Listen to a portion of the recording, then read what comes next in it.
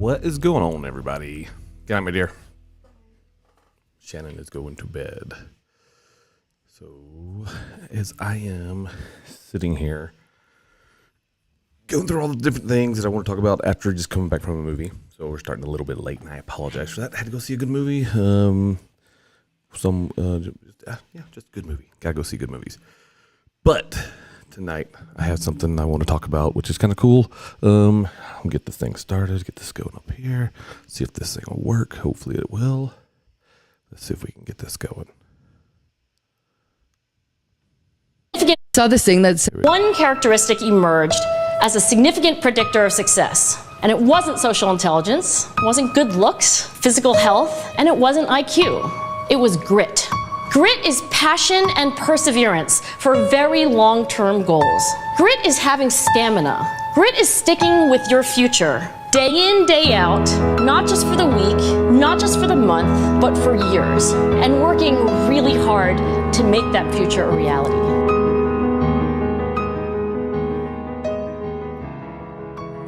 So grit. I think there's been a lot of times in my life when I'd say I've had some grit. One thing when it comes down to doing anything in life, I think a lot of times we sit back on the sidelines and we kind of hope and we want things to happen to us. We kind of say, okay, this is going to be good. This is going to be awesome. This is something that I believe in. And we get going for the most part, but on a small scale. But then we just kind of stop. And, that's kind of the problem that I've noticed. People just tend to stop. And, it's I would say it's honestly, it's kind of what plagues us in general. When it comes to, the different aspects of our life, we tend to just only focus on what makes us immediately feel good, which is kind of sad. I found some stuff. Let me find it. It's frustrating to me. So tonight, Shannon and I, we went and saw a movie about Ronald Reagan. For those of you that actually know who Ronald Reagan is, or they're my age, I remember Reagan. I remember Reagan on his last term, the last few years of his term. Based on when I was born. I remember watching TV, and I remember watching the famous speech when he's in front of the Berlin Wall, and he looks at the cameras, and he says, "Mr. Gorbachev, tear down this wall." I would say, even at a young age that I recognized that, honestly, that was some grit. That man, he knew how to stick to things, and he honestly knew how to play the game. He knew how to get people to do what needed to be done, and whether it's through inspiration or whether it's through bluffing. I mean, if you know anything about the Star Wars program and how that was all came about, that's pretty impressive. The fact that was all put together, and it was it's pretty intense if you think about it. If that people can do that type of things. Now, let me pull this up. We have basic definition of grit: courage and resolve, strength in character.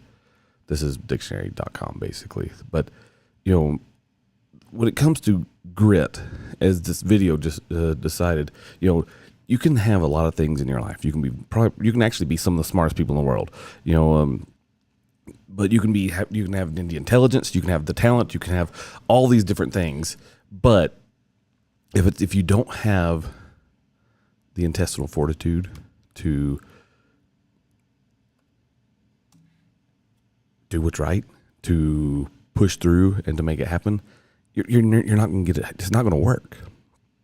There's a quote, and the quote, if I find the thing, I'm not used to doing these things by myself. But there's a quote by Angela Duckworth.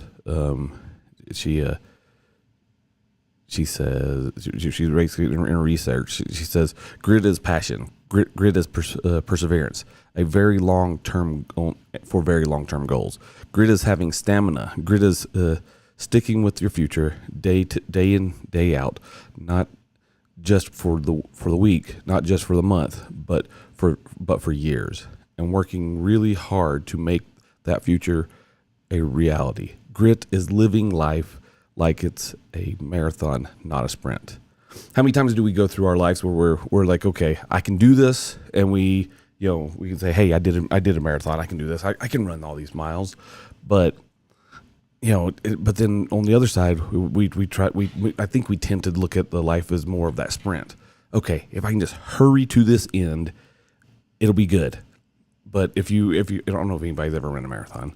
I, for one, have not. I've done 5Ks, and probably very apparent that I haven't done just 5Ks. But the reality is that when it comes to all that, it took some work for me to do the 5K, but I did it.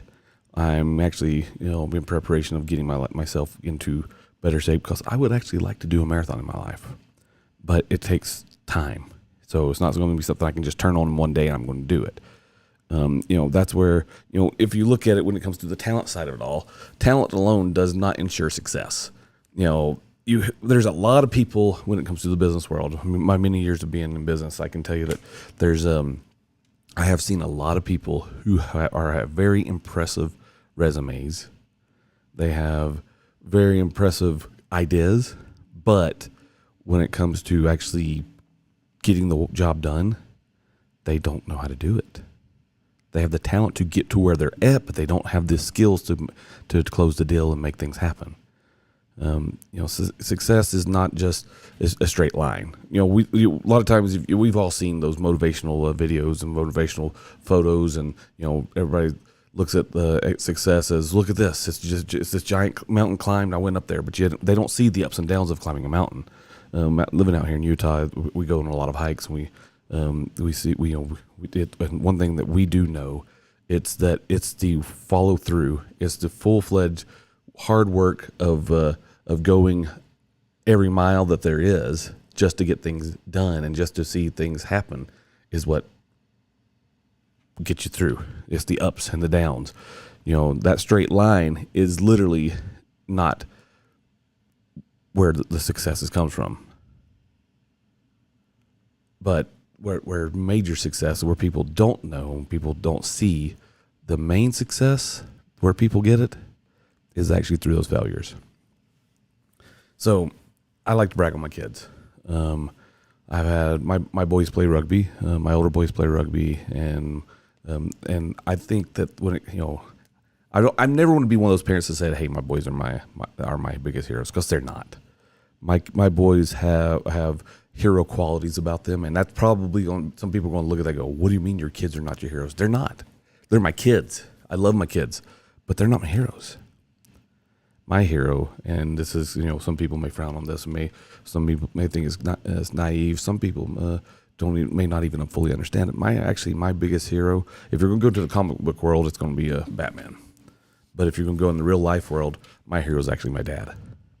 My dad has gone through so much crap in his life. He's dealt with so much stuff going on in his life, and he's pushed through. He's dealt with it, and he's moved forward, and he hasn't always made the right mistakes. Hasn't always made the right decisions in his life. He has made some mistakes, but he's worked through them, and he's persevered, and he's pushed through, and he's done what needed to be done to achieve his goals. Grit helps individuals stay committed to their goals, even in the face of adversity. Basically, when you can sit back and say, you know what, ain't nothing you can do can hurt me. I got this. It's kind of like when you have a kid. My wife and I, we have 5 children. And when you have kids, the hardest part about having kids, especially I tell people, if, they're like, well, I've only got 2. And of course, people ask us, well, you have 5 kids. Wow. Well, when you're by yourself and they outnumber you, it's all the same. So when you're raising kids, you have to have that grit. You have to have that stamina to stand up and just do the right thing. And even if it means telling that kid no. I was in the store the other day, and this, I don't know if it's an issue with our society or if it's just a parenting knowledge issue. But you get as a parent, you got to have that grit. You got to stand, have the perseverance and the passion and the push through to do it. My hat's off to every single mom out there, because they're having to do everything by themselves. But I was at the store the other day, and I was going down the aisle, and I made this video and quote the other day. It was talking about how I'm from the generation. I'm not. Some of you are from the generation of, if you stop crying, I'll buy you the thing. Well, I'm from the generation of, if you don't stop crying, I'll give you something to cry about. As a parent, we have to be that. I know people are like, well, that's just threatening. That's just wrong. That's the wrong thing to do. Think about our society and where we are right now. Our kids need to know that us as parents, we are the parent. We're not your friend. We're not your roommate. We're not some person that you just want to hang out with. We're going to tell them the hard things, even if it's hard for us. I can tell you, there's been many times that I've had conversations with my kids that were the hard thing, and they didn't like it, and I didn't like it. But it's one thing that had to be done. You have to do these things. You have to push through. And as a parent, it is our job to make sure our kids know that we are that grit that they can hold on to, so they can earn and learn it too. Our kids deserve to know that their parents are going to be there to stand for them and behind them and push them as hard as we can, so they can be have the success that they deserve. That's grit. Staying the important now when it comes to something that to grit, for me, you got to be passionate about it. That's why I do this podcast. That's why I get out here and we've been doing it for years. And I think about that movie we watched tonight. It was kind of interesting.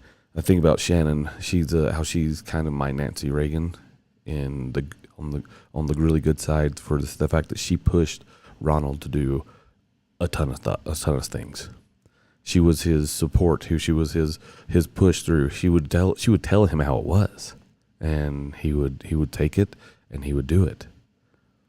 That's and that's the thing when it comes to doing all the stuff that I've been doing for the past few years, and how making it into a business. It's kind of amazing, the fact that I have my wife standing behind me saying, you know what, I know you got this. You can do this. It's really cool.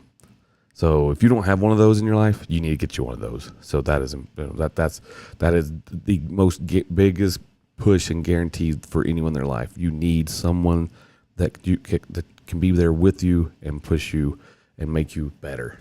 That's the reality. Now, when it comes to grit, there's you have to have that passion. You got to stay motivated for the long haul. Passion fuels the long-term. Passion fuels long-term dedication. I was recently in a TV show, and it was funny. In this show, I won't talk a lot about the show itself because it's going to be coming out soon. But I will tell you, it took some things out of me that I had to force myself to do. It took, one, I love being around my family. I love, seeing my kids thrive. I love being home. I love being around my wife. I love every aspect of what it is to be a dad and a father and a husband and just that family man. And when I went away to do this for, I can't remember how many weeks it was. It almost feels like a blur at this point. But I had to train my brain that what I was doing was something I was going to love to do. And it was. I actually enjoyed every second of it. I met some amazing people. I gained some incredible friendships. And honestly, I can see how I met a lady that she's been in multiple TV shows, reality TV shows and things like that. And I can see how it becomes a passion. I can see how she's done multiple shows because it's a fun thing to do. And I can see how if I wanted to, I could turn that into a new passion of mine. But I may do one or two others in the future, but nothing is set in stone for right now because this is what I love doing. But you got to have a passion for it. How we identify what we truly are passionate about is the key thing. People know what you're passionate about. I know a lot of people that they say they like doing certain things and they want to do certain things, but they don't really like it. They don't really want to. They just kind of meander around in life, and they're there because they think it's what other people want to hear. Those people do have passions, but they don't want them to be, whether they want them to be known or they're just scared to tell people what they are. We gotta get past that as people. For us to progress in our life, we have to get past those insecurities and push through. Especially if something that we really truly love, that we can make it work for what we wanted to do. One thing. Grit is something that you can learn, but it takes a lot of things. It takes a lot of determination. And honestly, you got to be stubborn. My mom is probably the prime example of the most grit a person could ever have. So growing up, we always worked on a bunch of old houses and things like that. And my dad would bring stuff home and stuff that was kind of cool. And so my dad was cleaning out the garages one time. And if you know my mom, my mom loved everything in its place. My mom was obviously OCD, so there's that aspect of it all too. But so my dad cleans out the garage, so he pulls everything out of the garage. We helped him. We do all this other stuff, and then he wanted to get it all organized in the garage in the right way. So he knew where the shovels were. He wanted to know where we can park certain cars in there. He wanted to get the garage where the way it should be done. Now that being said, my dad worked like a dog. He, always working on rental property, always fixing up houses to sell.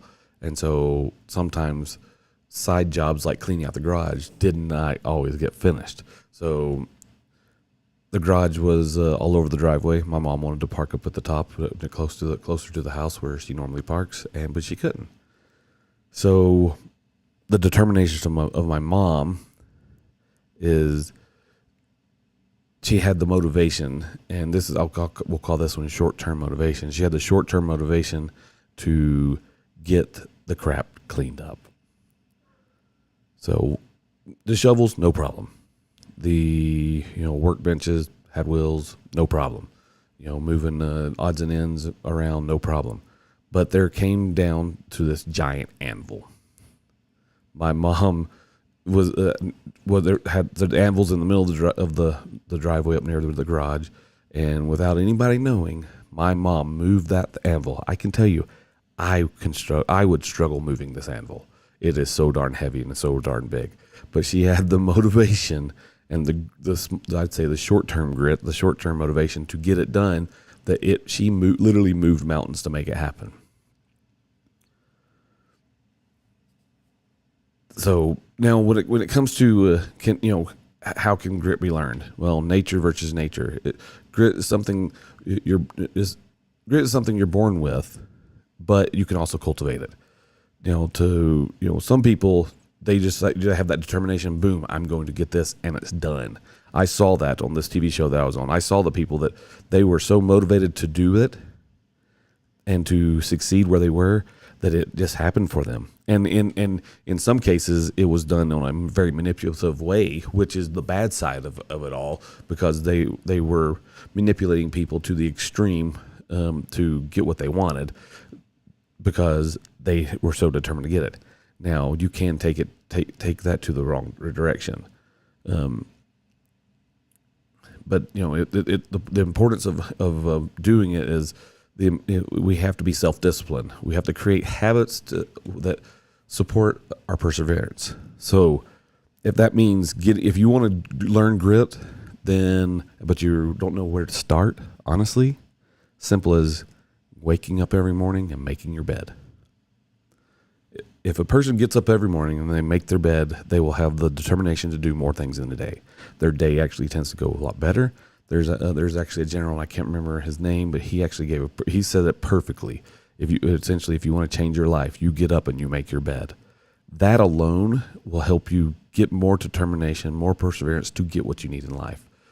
You just have to force yourself when it comes to the psychological part of this whole thing. You have to force yourself to create those grit growing that will create a grit growing mindset. By doing all of that, it makes your brain honestly connect more. I know since my car accident back in December, I've struggled to do as much as I should have. I mean, I've struggled to do more reading, and part of that is because I get frustrated when I read. Even now, I'm reading some of my show notes. It's kind of hard for the lines to connect sometimes. But I got to do it more. I'm actually told my wife the other day that I need to hit the library again. I need to grab some books, and I just need to do a cram session and just read. Because as a person who grew up so I've been told that I am dyslexic. Some people look at that as a curse, but it's really not. Dyslexia doesn't really hurt you. It just means you think differently. There's actually a video. I should talk about that one. There's a video that describes how the dyslexic brain works, and it's pretty much spot on. But I've learned through, I'd say, trials of my own on how to make my dyslexia work for me. Yeah, I guess that's the stubbornness of the grit that I personally have. Now, there are practical ways that we can build grit in everyday life. Simple and easy. But we start small. We develop persistence in minor daily tasks. Make your damn bed. Get up every morning. Make the bed. Create a vision for a long-term goal. So I've done the same thing. Now I've created a lot of people like to do vision boards. A lot of people do projecting things out there through the universe and things like that. Some people pray. The reality is you have to create some type of vision for a long-term goal, or it'll never happen. Write it down. Honestly, writing it down is the key. And then not just write down the big giant goal, but sometimes that giant goal needs small goals just to get to the giant goal. Because if you don't do the small things, then you're never going to do the big things. This is super important. You need to surround yourself with people who model the grit and perseverance that you want. They say the people that you hang out with are the people that you become. If you're what's that quote? Darn, trying to remember it. If you hang out with 3 smokers, you're going to be the 4th. If you hang out with 3 druggies, you're going to be the 4th. If you hang out with people that are breaking the law, you're going to be the next one. So surround yourself with people that will help give you what you need and help that you can build them up with the things that you can offer, and they can build you up with the things that you need so you can be like them. You want to be a millionaire? Surround yourself with people who are millionaires or have millionaire-minded ideas. Now, that being said, a lot of people have millionaire-minded ideas, and they're nowhere near close to being millionaires because they don't have the grit to get pushed through. So, I guess overall, we all just gotta push through. We gotta look at the talents that we have, and we develop those talents into something more. We use the intelligence given to us. God gave us a brain for a reason. We might as well dang use it.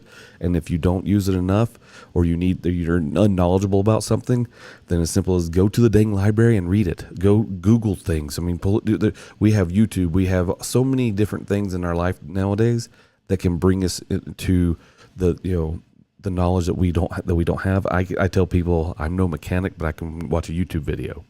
So if I can figure things out when it comes to a car, anybody can learn anything.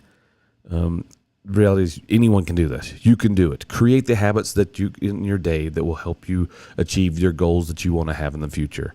I always tell my kids, and I've told people, when it comes to finances, live like no other, so one day you can live like no other. I know I destroyed the quote that someone else once said, but that's how it stuck with me.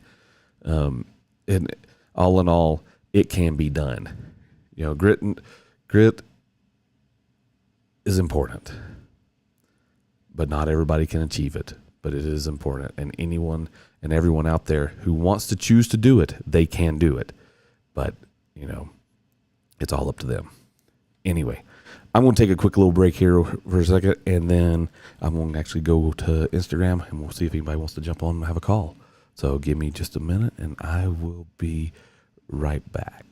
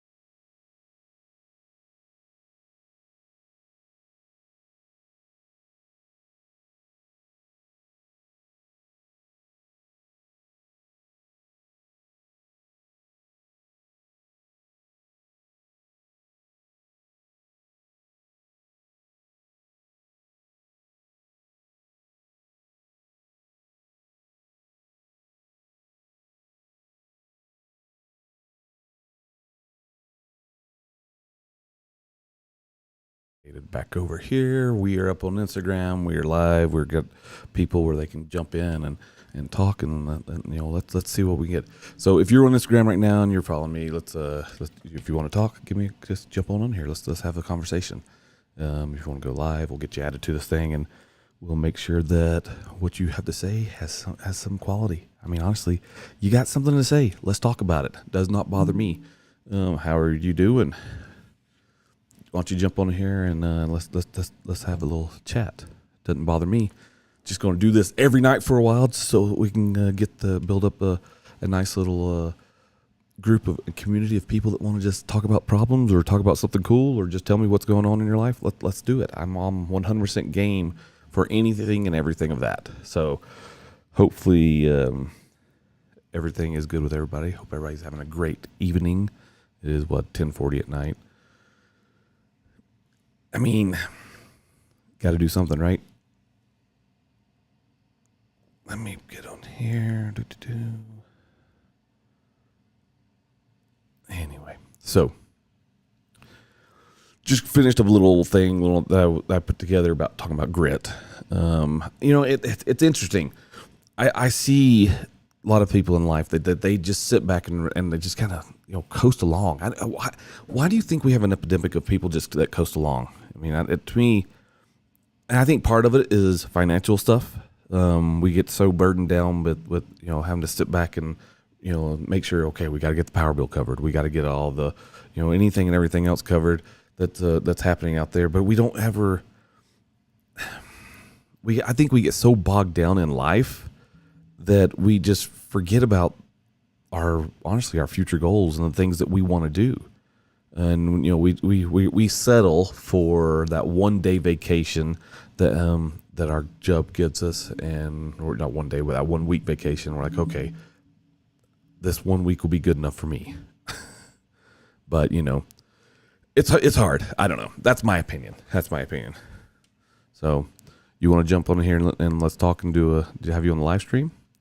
I mean, you're obviously I'm all for it, unless you got too many other things going on. Oh man, let's talk about it.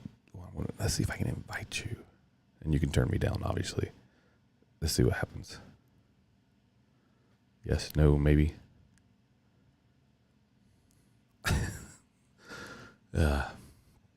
But I don't know. I don't know. I see it in my kids. I think it's pretty interesting when I see my kids. Yeah, I figured you'd probably decline. It's okay. No worries. I am not mad. But I see when I sit back and I see my kids. It's like my wife. That's true. I forget about time zones. I do understand 100%. Definitely no problem whatsoever. But it's always like it's nice to talk to somebody versus just talk to myself for the most part. But it's good. It's good. Keep commenting. That gives me something to talk about and gives me something to reply to. So yeah. But yeah, I see my kids, and I know my wife for a while. She was a little bit disappointed when our youngest son decided he didn't want to play rugby. Because my wife is the epitome of a rugby mom, and my wife loves the game so much. I mean, this coming from a family that grew up in the South, and where basically football is king, and then you come to Utah, and your kids say your starts with your oldest son, and he's like, Dad, I think I want to play this game rugby. I'm like, what is rugby? Who I don't even know what that is. You're right. Rugby is badass. Simple as that. I mean, rugby. So when I was a kid, I would go to, side note here, I'm side tangenting. When I was a kid, I was a Boy Scout. That's what we did. We'd go to church, and we were part of the church groups there. And I had some good friends that were Boy Scouts. But the Boy Scout program kind of went to the crapper. It was decent at one time, and honestly, it really was. Some people have problems with the Boy Scout program, but at one time, it was actually a good, decent program, and it would actually help kids become better people. And then we come here to Utah, and I'm looking at the Boy Scout program. My kids are in the Boy Scout program, and I'm like, this doesn't work. I don't like this. I don't like the way it just didn't feel right. And then when our oldest son comes back and says, hey, I want to play rugby. Now I'm pulling it back in. It changed, because rugby, it's about family. It's about doing the right thing. Well, you're right. It says, yeah, definitely help turn boys into men for some. And some of those boys, they don't get it. And some of those parents don't get it either. And I think that's one thing that as a parent of rugby players, especially high school rugby players, you have to sit back, and honestly, you have to trust your coaches. Although our coaches on this past season, they kind of screwed up, and I kept it to myself, because I'm that parent. I don't just yell at the coaches and say, you should have done better. You did something wrong. I kept it to myself, and I supported told my boys, you support your coaches no matter what. And my boys did understand that the coaches didn't trust the boys this past season. They didn't trust the boys enough that they would make the right decisions. And so but the boys did listen, and they trusted the coaches, but the coaches didn't trust them. That's what ended up happening. But the cool thing is it teaches them amazing things.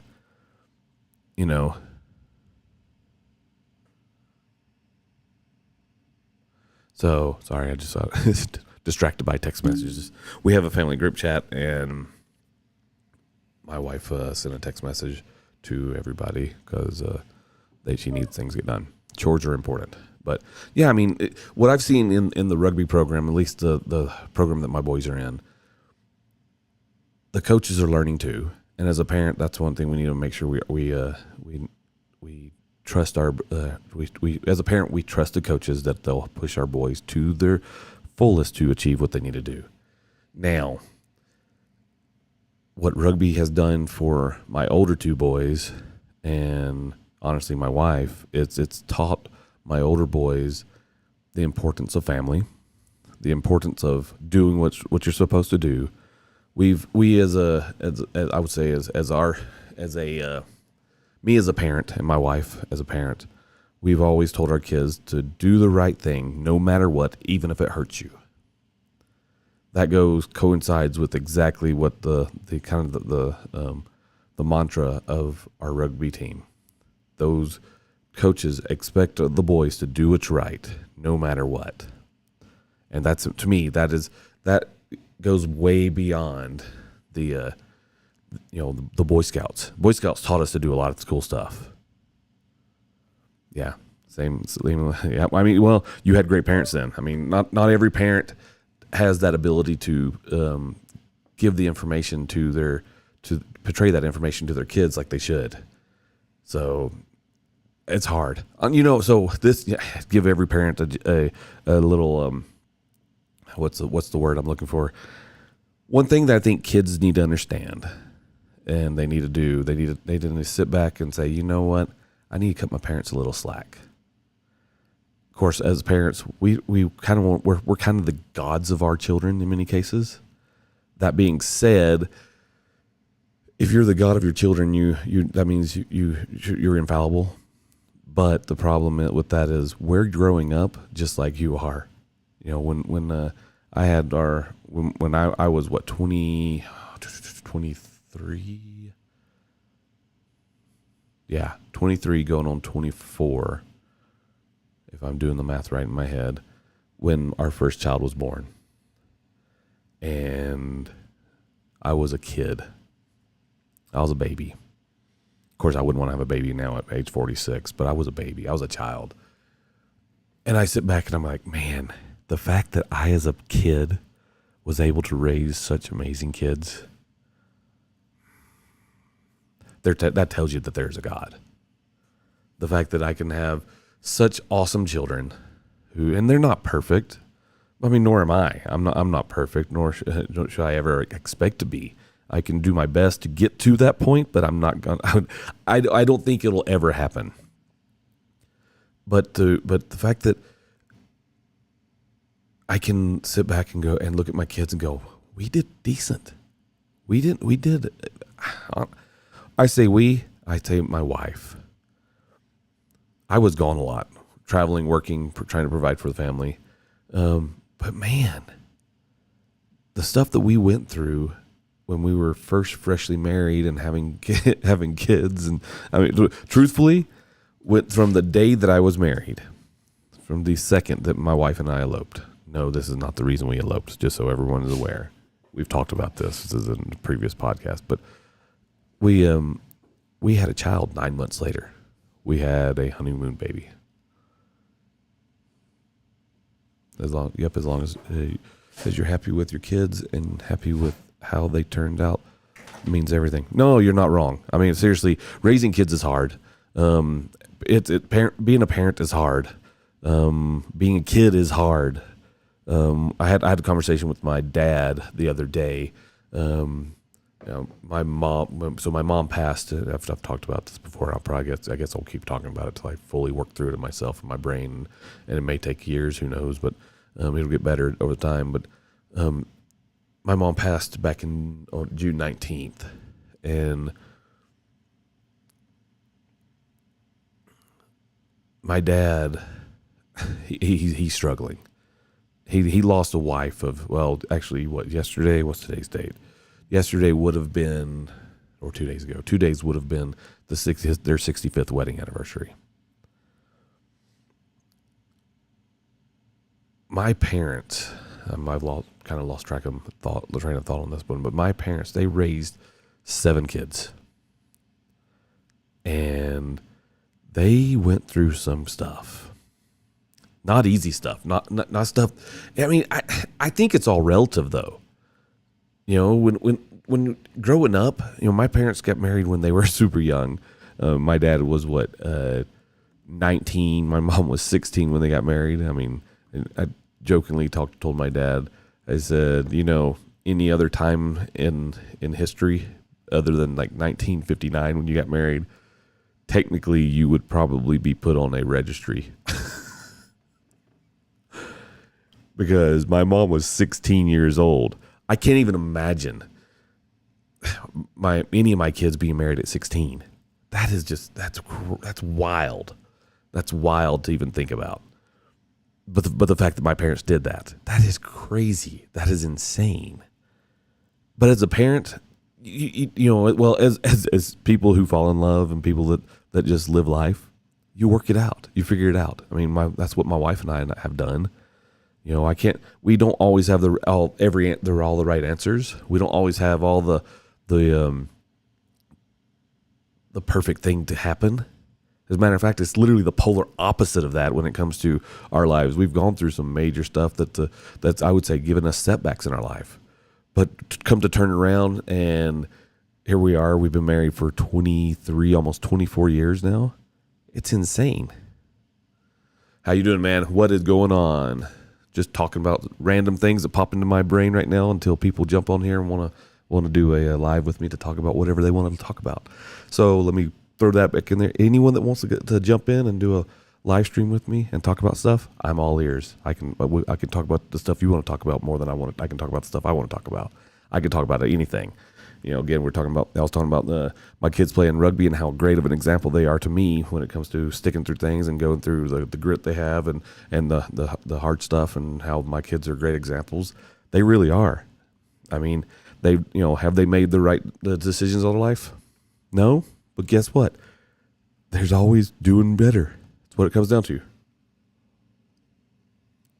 What's my favorite football team? That's a good question. And why? Okay. Are we talking pro football, or are we talking like college football? Because college football actually means more to me than pro football. And there's my daughter. He doesn't like football. I do like some football. I don't live and die on football like most people. Thank you, Paris.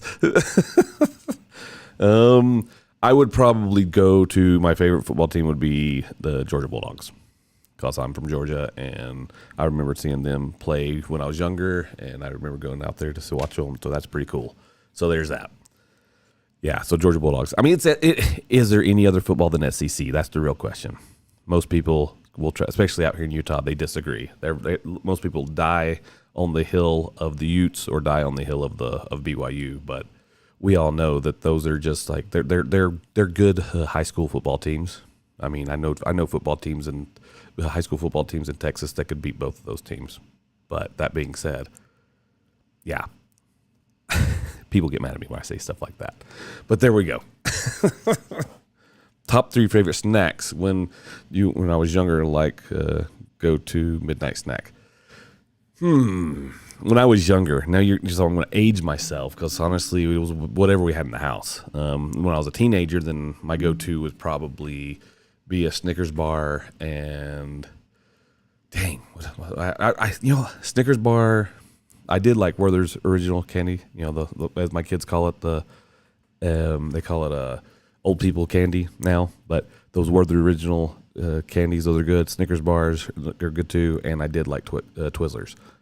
So those might, and then as far as drink, it'd be like, probably when I was younger, it would be Mountain Dew Code Red.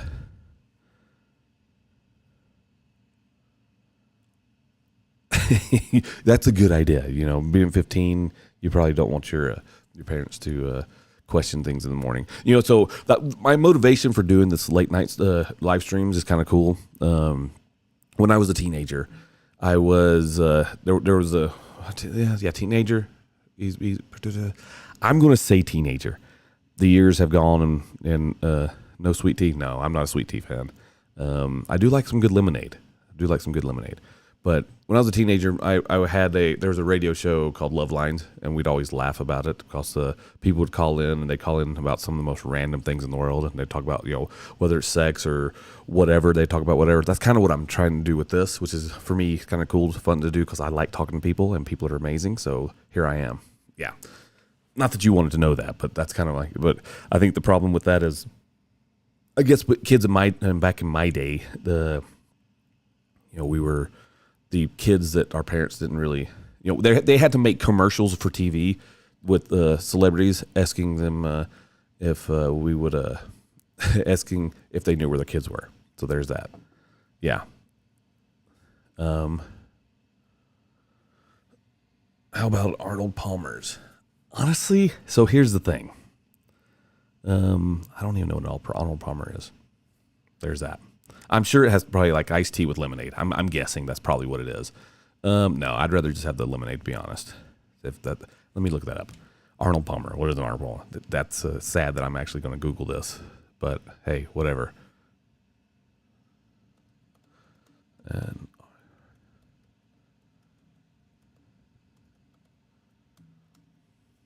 yep, yeah, there you go. Says it on here too. That's exactly what it is. So, hey, I learned something new tonight. I learned that an Arnold Palmer is a lemonade with the tea. So, yeah, it's not bad. It's old school too. Yeah, yeah. My kids tell me that I was born in the 1900s. He's an herbal tea kind of guy. Yeah, that is. I am an herbal tea kind of guy. But tonight I'm having not herbal tea. This is it's not hot chocolate either. This is, well, I guess it's kind of a hot chocolate. This is it's a cocoa bean that's been roasted, kind of like a coffee, but it's not coffee. So it's cocoa bean, and I put a little bit of Postum in it. So yeah. I did that because my voice has been going crazy lately. So yeah. Yeah, kind of like when I was on that TV show a few months ago. Man, with all the screaming during the filming and things like that, and man, my voice was gone. So my go-to was a mint tea or a lemon tea with tons and tons of honey. So yeah, that was what that was. Okay, how about yours? What is some of your favorite stuff? Any funny stories from when you were younger? Ooh, yeah, why, man, dude, you don't need to be sick. And when your throat hurts, you should be drinking some honey. I tell you that will help you a ton. That is like the greatest thing ever. Get some honey on your throat, help coat that thing down. Some warmness, honestly, some lemon tea with the honey would probably do you wonders. Any funny stories from when I was younger? How young? That's the real question here. And if my daughter's still watching, do I really want her to know? She's an adult. I could tell her anything. I can tell you a funny story for when we went to see my parents. Or should I tell a story before that? I don't know. Do I want to rat myself out? That's the hard part. I mean, I guess the statute of limitations is probably up. So there's things that I did when I was a teenager. I would say that were probably borderline illegal. I do know running from the cops was illegal. That's a story I may tell later on. In fact, I've even done that with my kids in the car. That was a few years ago. Ask your daughter to join, I don't know if she's got to work tomorrow. Your midnight snack is beef jerky, a Coors Light, and some bacon. You know what? Bacon is amazing. I mean, the fact that God knew exactly how to package bacon up as the perfect snack as a pig was amazing. It's only illegal if they catch you. You're not wrong. I've ran from the cops, 3 times in my life, I'm guessing, and I've never been caught. One time I was 21 years old. I'm dating my wife, and she lived in Florida. We had a long distance relationship, and which most people say long distance relationships do not work. I will tell you, they do work, and they can work if you're willing to work them out. Now, that being said, I'm living in Georgia. She's living in Florida, and I'm driving I-75 south. I do the same with my dirt bike, but I live in a small Colorado town. Let me tell you what, nothing wrong with small towns. I love small towns. I'll take a small town over anything. We live in Salt Lake, and I'm tired of big towns. We've been here for about 10 years, and I am ready to get back. So, but I guess this is funny, and I'm wrap myself out on this one. But I'm on I-75 heading from about to cross the state line. To do life. Okay, backtrack. Brain will hold that. I was literally going to tell you to tell this story. Okay, this is my daughter telling me to tell the story. Okay. Okay, I will tell the story, Paris. To do live streams, again, motivation for doing the live streams is I wanted to go to that concert, by the way. Go and see Garth Brooks would be amazing. But to do live streams, essentially just kind of fun, just to talk to people. Honestly, if people have problems, I want to talk to them about them. And, I may not have a good solution for the problem, but I can at least give them an honest answer of either some BS or something that may be relevant to work. So who knows? Kind of like that old Love Lines radio show that I talked about as a kid. But yeah, so here I am. I'm driving. I'm in my car. I'm getting so close to the Georgia-Florida line, and I'm speeding. I'm in one of the most redneck cars of any redneck car you can ever think about in your life. It's a Pontiac Firebird, a red Pontiac Firebird.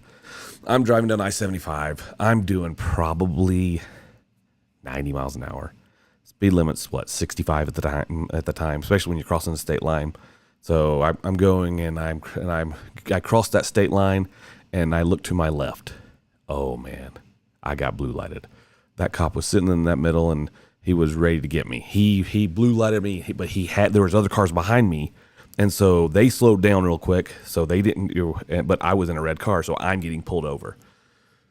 So I'm going, and as I go down, across the state line, kind of goes down a little bit of a hill, and then it starts going up a hill. As I start going up a hill, I'm in the far left lane. There's 3 lanes of traffic. There's a semi-truck in the middle lane here.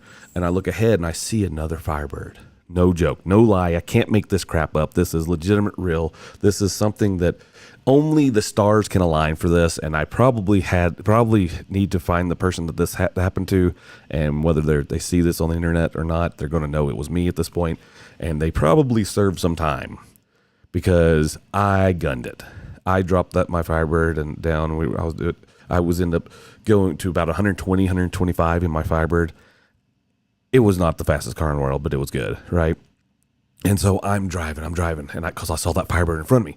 That Firebird, he was in the lane a little bit, and he pulls in front of a semi-truck. So I'm hurrying up to get to him. Then he pulls over to the far right lane. I get in front of the semi-truck there. The cop is coming up. He sits inside the far right lane. He gets back in front of me. As he gets back in front of me, I pull over to the far right lane, and I slow down. So now I'm like beside the semi-truck, and he's in front of the semi-truck. So he pulled over, and then he pulled back over in this way. I look, and I see that police officer, the Georgia State Patrolman. He comes flying up. He gets up behind the other Firebird.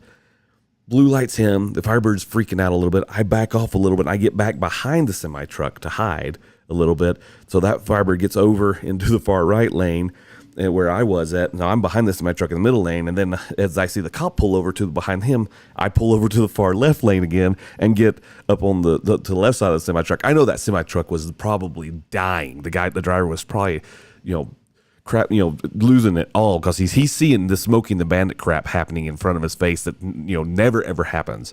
Now I get away. I know for a fact. Well, I don't know for a fact. You're not wrong. That was probably the only time that this brain has actually gone to that level in the extreme. But I know that guy when he pulled over for the cop, I know he's yelling to the cop. He's probably telling him, there was another Firebird. You didn't see him. That's not me. That's me. I guarantee he was fighting for his life to try to convince the cop that there was another car. So there you go. There's a story. So let me backtrack a little bit. Would you rather have coleslaw with a chicken sandwich or mac and cheese? Okay, so I like a little coleslaw on a good hot and spicy. So being from the South, I like spicy food. My wife is known for her spicy food. Well, at least in my house, she's known for it. I don't know if it's known internationally wide, and so I'll take coleslaw on my chicken sandwich, but also take some coleslaw on my barbecue sandwich too, pulled pork sandwich. But there's that. But mac and cheese is good. Gotta have mac and cheese. Mac and cheese is always good. Black beans or refried beans depends on what it's in. I'll take a bean burrito all day long. But I do not want a black bean set. Black beans. Yeah, I'd rather have a refried bean burrito versus a black bean in my burrito. So. All these questions, like trying to figure out my passwords or something on the internet. People writing this stuff down. Favorite type of coffee? Well, I don't drink coffee, so I guess this is the closest thing I can get. And all this is basically roasted cocoa beans. So, like chocolate beans. It's roasted chocolate beans, and they grind it up, and then you just you brew it just like you do coffee. I can't remember the name of the company what this is, but it's not bad. What is my address? My address is Salt Lake City. Next, you want Social Security number? Just kidding. I know you're kidding. The internet is a crazy place, isn't it? The fact that people ask you a million questions, and honestly, you got to be careful with what you put out there. You got to be careful what people say. I mean, this is honestly, these type of things is a minefield for people who want to try to steal your identity. Yeah. Not anyway. But yeah, there you go. One story. I got probably a bunch of others I could tell you. I mean, I know I ran from the cops when I was 16. I've never been arrested. I probably should have been arrested a few times. I know out of all my brothers, the only one of us that has ever been arrested is now a retired FBI agent. There you go. So obviously it didn't really stick. It's funny to actually.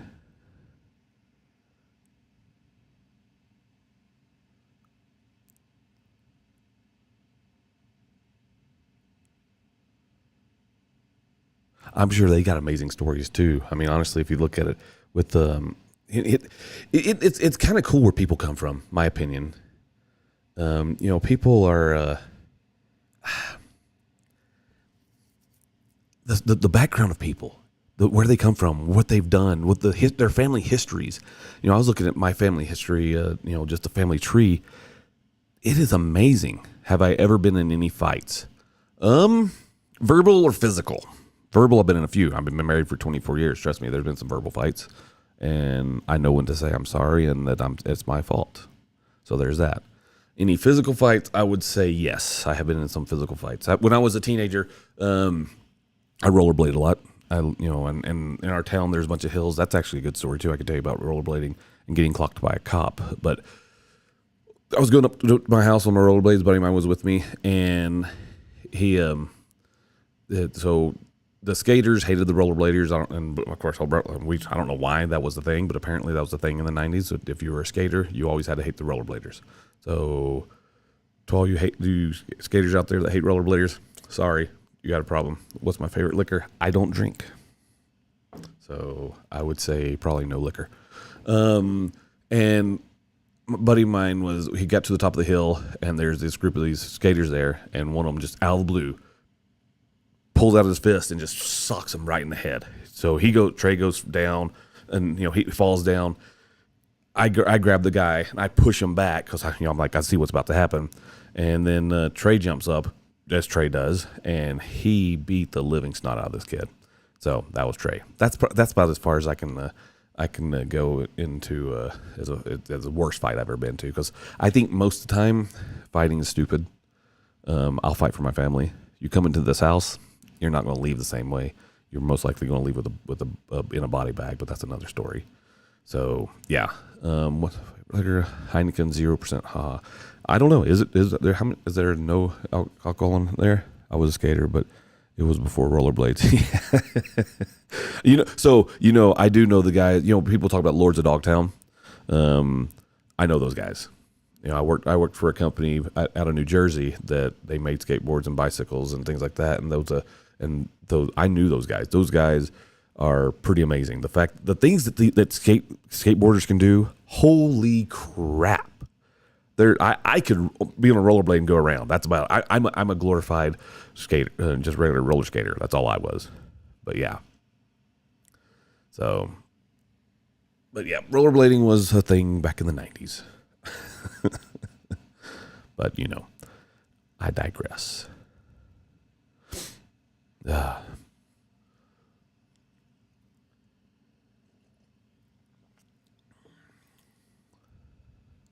Mr. Tyler Gunn has joined the group. How are you doing, my friend? It's been a while. Just telling stories and making fun of people. That fight story makes you sound like a character from The Outsiders. Have I seen The Outsiders? I don't know. I've been in a few fights. So there was one of my favorite fights I've ever had, which was more of a verbal fight.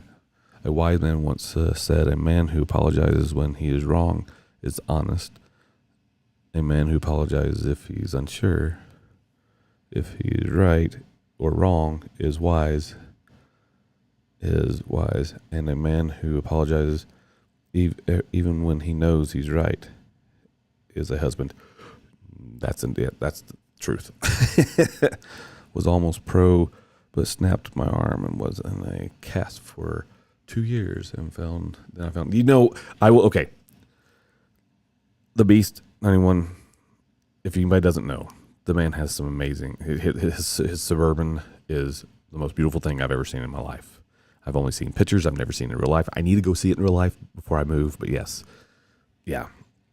But probably one of the best fights I've ever had was a verbal fight. When I was 21, 22 years old, I ran my own business. I had worked. I used to set up. I took over a company, and then I grew it to be bigger. And I started to I started doing resets and remodels for retail stores. There's a guy that I worked for years and years ago, a couple of years before, that he wanted me to go work for him. I refused because ethically he was definitely not a good person. I mean, he really wasn't. He would tell you one thing on one side of his mouth and he'd do the opposite on the other side of his mouth just to try to close a deal. Now, that's important for the story. So I'm down in a Home Depot. We're getting this Home Depot all done and pretty and everything. We're doing a brand new set for this company, and I get a phone call, and it's this guy, and he is cussing me out like no other. He's telling me about how I'm a horrible person, that I shouldn't even be in the store, I shouldn't be doing the work because it was all supposed to be his. He actually made a deal and all that other stuff. Now, come to find out, I was a higher bid than him, but they chose me because he didn't show up. Well, if you don't show up, you lose business. And if you overpromise and you underperform, this is literally a life lesson for anyone out there. If you overpromise and underperform, you're going to lose everything. You have to be able to do what you say. So if you say something, mean it and do it. So he's cussing me out. And I said, weren't you supposed to be here? And he says, well, we had other problems, so I couldn't make it. I said, so that's why they chose me. And so he's calling me all these different names. And I said, you know what, Jimmy, I love you. That made him flip his lid. Now, in the process, I have the buyer, which is the people who are approved, who does the work in the stores and things like that. And he's listening to the conversation because I have him on speakerphone, on my flip phone, by the way. Yes, age myself again. And the buyer's cracking up. And Jimmy's like, what did you say to me? I said, I love you, man. I appreciate you. I love everything that you've done for me. And the fact that you got me this job now, I appreciate it. He's like, I didn't get you the job. Yeah, you did. You didn't show up. So I've got to go. And I'm telling him, I got to go because I got to finish the job. I got to get this done because we're about to roll out with, I can't remember how many stores they were going to give me, but it was a ton of stores. It was a lot of money. And I said, so I got to go. I'll talk to you later. And then I hung up. I mean, kill people with kindness. Words do matter. I mean, and honestly, it's good to know the definition of words, although we live in a society that seems like they've forgotten definitions of words, and words are only convenient when you have the right definition. I mean, of course, even Bill Clinton tried to pull that. Bill Clinton once said, it depends on what your definition of is. And that was during his impeachment. But yeah. All I can say is we do need to get together, by the way. I am all for it. I need to come check out what you got going, especially before I move. So anyway, what else you guys got? Anyone want to jump on here and talk about stuff? I'm all game. We can do a live stream. You can actually call in if you want to call in. I can get and we can do it that way too. Doesn't matter either way. But yeah, it's all good. Yeah, if you want to, I'll bring it back up again. I'll say it. If you want to call in or you want to do a live stream and you want to talk about something that's on your mind, something that was weighing down on you, I'd love to talk about your problems or congratulate you on something new that's amazing that's happening, or even, I can give great boosts of encouragement. I mean, my kids have dealt with that most of their life, and hopefully I've been a great encouragement for them and in every one of their endeavors. I mean, my gosh, my daughter, I don't know if she's still watching, but she's going by the end of this year. If I remember what she told me correctly, by the end of this year, she will be graduating with her master's degree.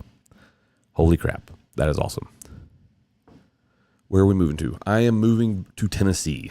Once our middle son graduates, June, July, August, most likely around at the latest be August of next year, we will be telling goodbye to Salt Lake City for what's been our home for the past 10, almost 11 years. And we will be moving back to Tennessee where I can buy land. I can have a nice house and have things that, most people don't have. So it'll be nice, plus they have no state income tax. So as an adult, I can tell you, cheers to Tennessee for no state income tax, because no taxes are a beautiful thing.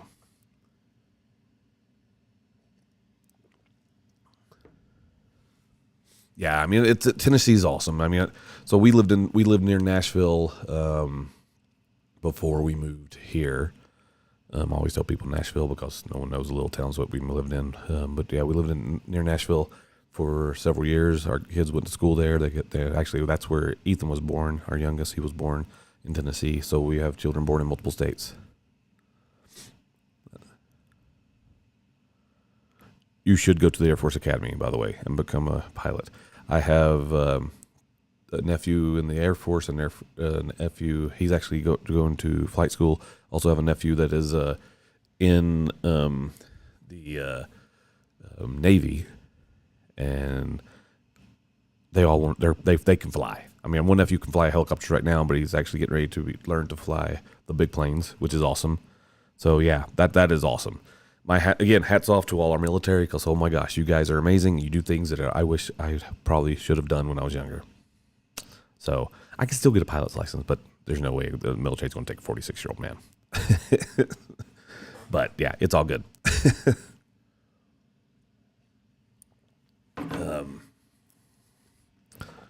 11 years flying in the Navy. He flies F-18s and then before Apaches. That's what those guys do. I mean, seriously, you can't tell me that's not awesome. I don't. Live life with no regrets. I can tell you what. I don't have any. Do I have any regrets? I don't think I have any regrets. I think there's things I probably should have done, but I don't regret the decisions I've made, if that makes sense. Because like I probably should have gone to college. I have no college. I'm self-educated. I've learned to do a lot of everything I've ever learned to do. I've taught myself, or I've had people that are around me that could teach me and educate me in that manner. I was at a sales meeting years ago I worked for a bicycle company out of New Jersey, and they're an amazing bicycle company. They sold bikes to everybody, and I took on the niche of selling bicycles to the hardware industry, and did pretty well at it, and very successful.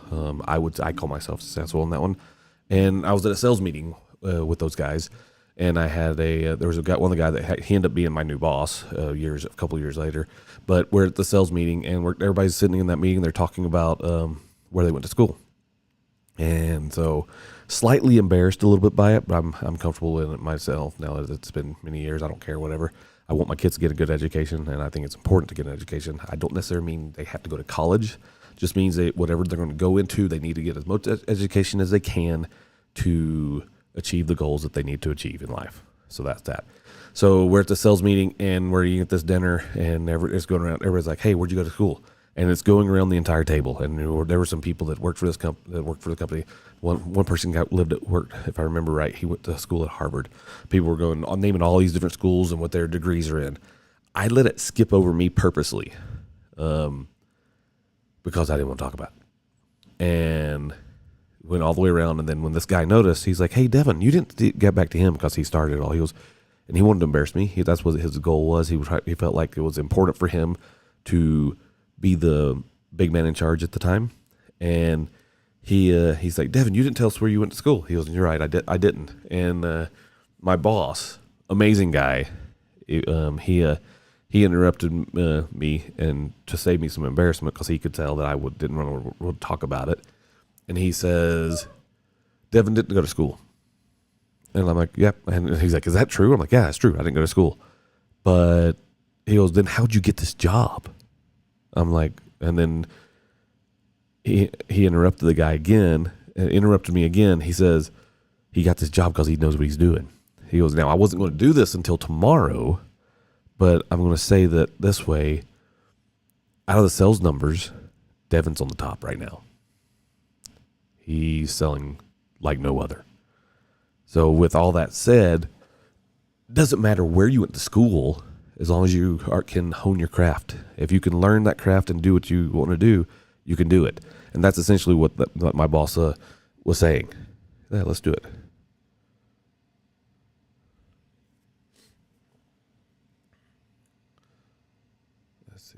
Except done. Will it go through? Here we go. What is going on, my friend? All right. So I didn't want to really type it out, so I figured I'd just join because I wanted to add something to that. Go for it.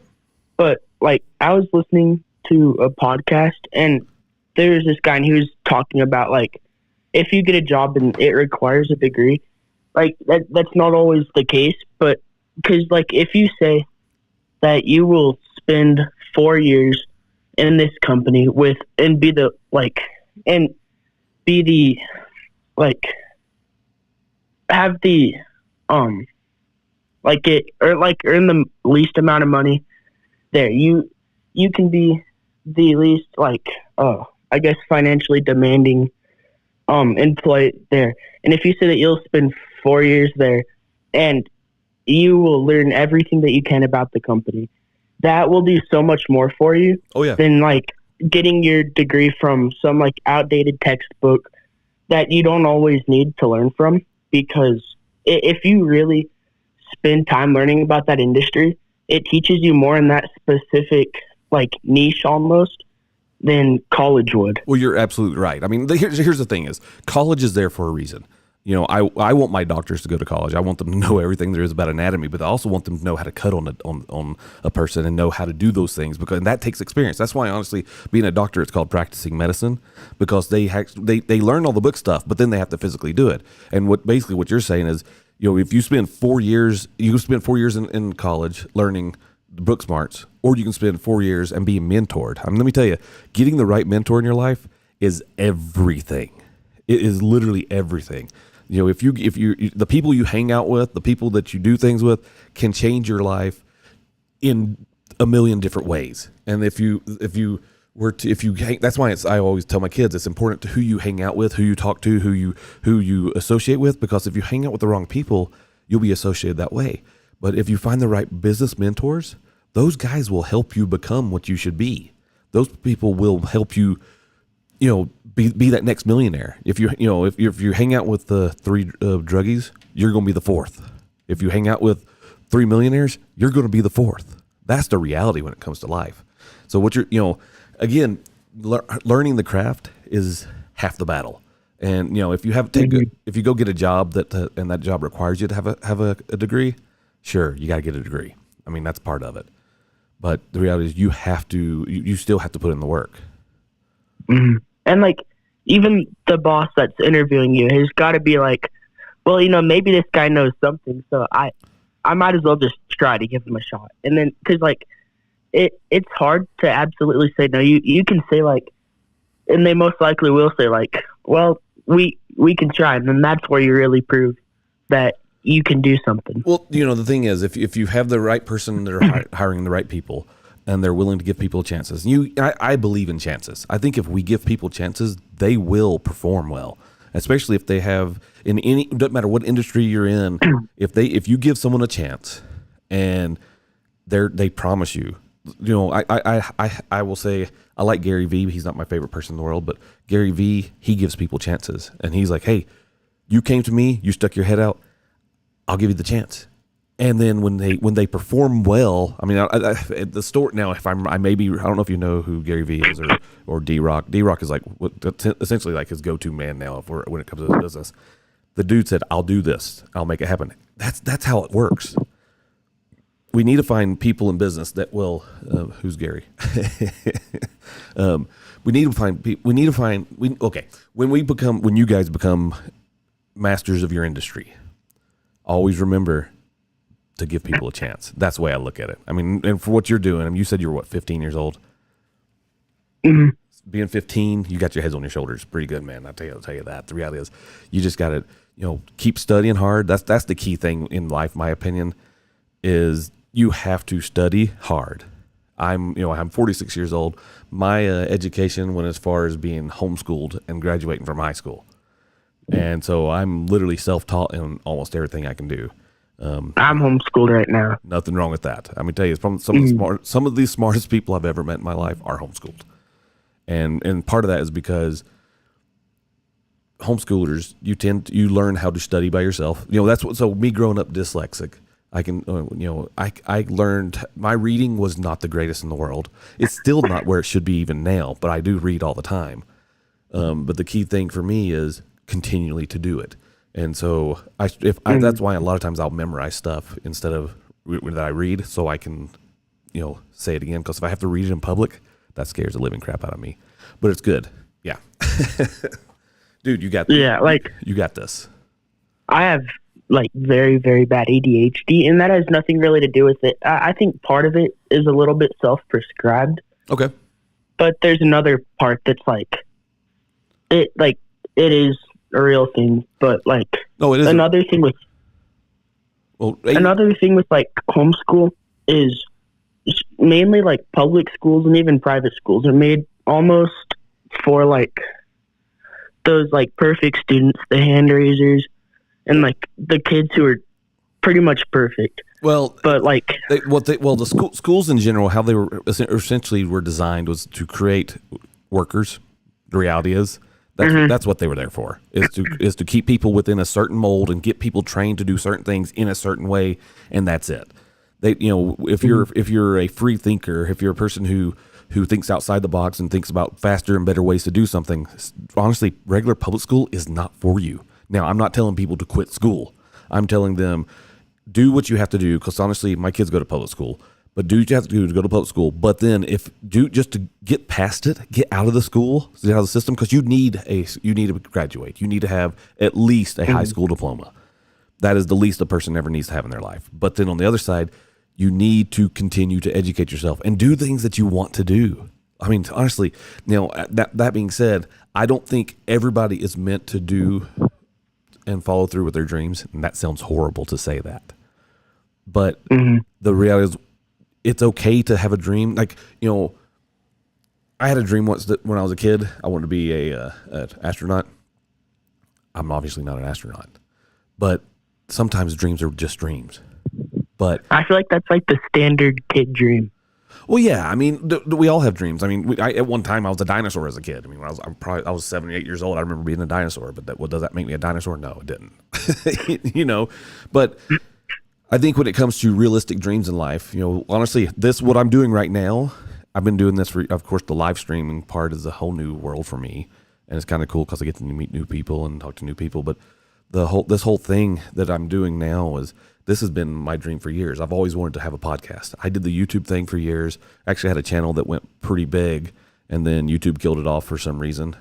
For whatever reason, I have no clue. They don't. When you're dead to YouTube, they kill you. You're dead. They don't like you. You're done. We do have a YouTube channel, and we do have stuff on there, but it's not as, and I post this stuff to YouTube as well. But the reality is this is what I love doing. I love talking to people. My dad at one time had a newspaper that was catered towards senior citizens called the Senior Times. I think his circulation at one time was like 37,000. I may be way off on that, but I think we delivered 37,000, newspapers every month. I did that with my brothers.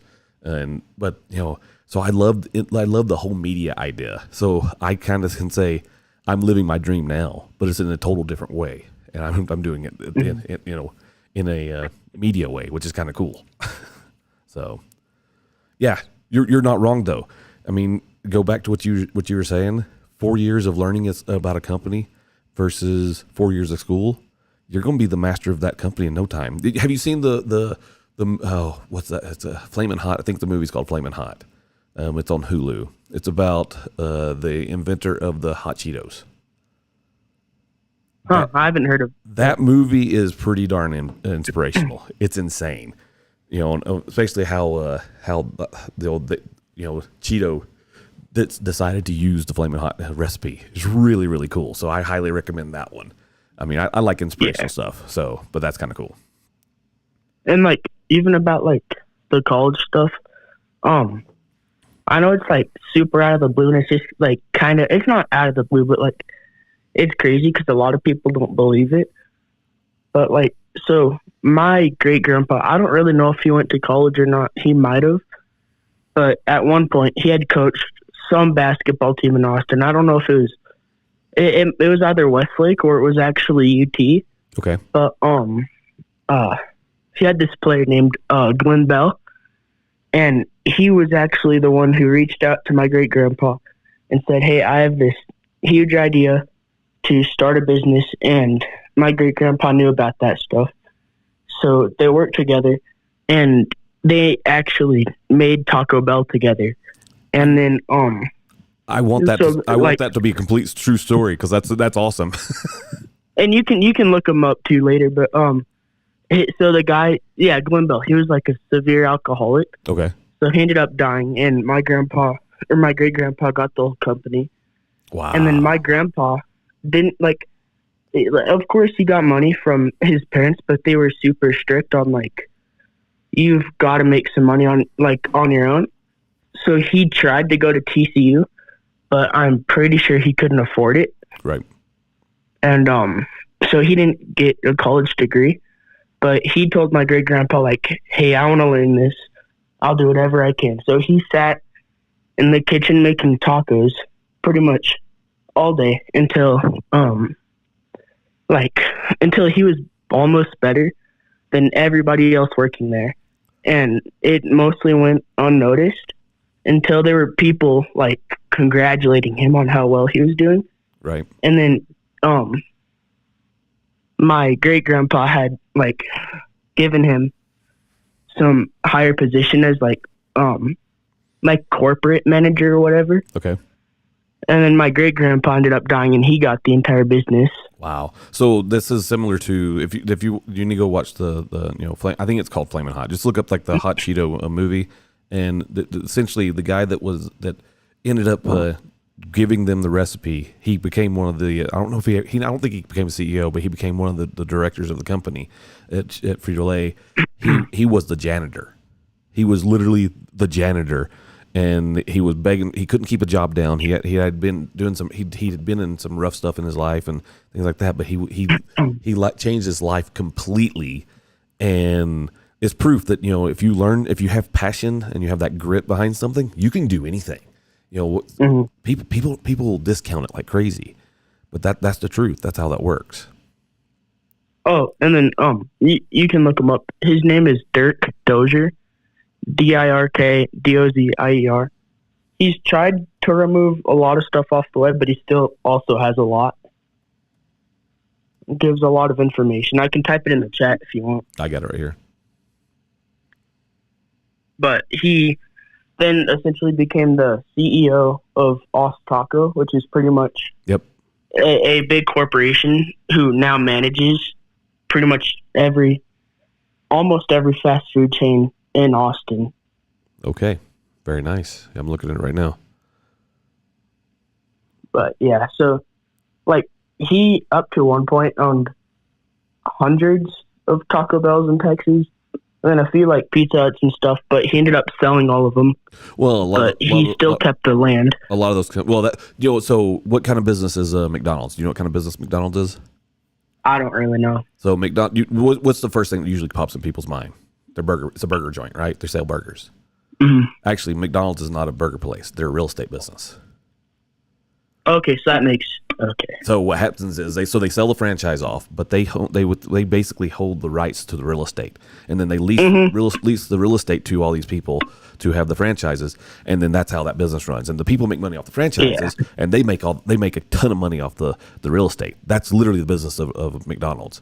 Is their real estate business, which is insane. Yeah, there you go. Because that's what he did, but I don't understand it. Well, I mean, but you can. I mean, you're 15. You'll get this figured out. I mean, there's a lot of things I don't understand. I mean, I'm 46. I'm an idiot half the time. So, but I just think I don't know. It kind of inspired me to I think the Air Force will go just fine, but if it doesn't, you don't always need the best education to be the best in your industry. The thing is so education is important, and I've never ever discounted education. Mm-hmm. But honestly, if you put in but a formal education, meaning college, well, what did Elon Musk say about it? You know what you ever hear the quote from Elon Musk about college? Yeah, it's like you don't need college to something. Yeah, he essentially said college is good because it proves that you can do chores. It's just, but then again, people that work for him, most of them have degrees and things like that. And there's nothing wrong with having a degree. It's super important, and I think it helps you. If it helps you to get where you need to get, you need to do it. But then on the other side, if you can, it's kind of It's kind of like my kids. I've told them there's multiple ways in life. You just got to figure out which one that works for you the best. My oldest son, he works for a company that they put on like these big events, and one of them's in Austin, Texas. He's actually in Texas right now working. He kid is so amazing.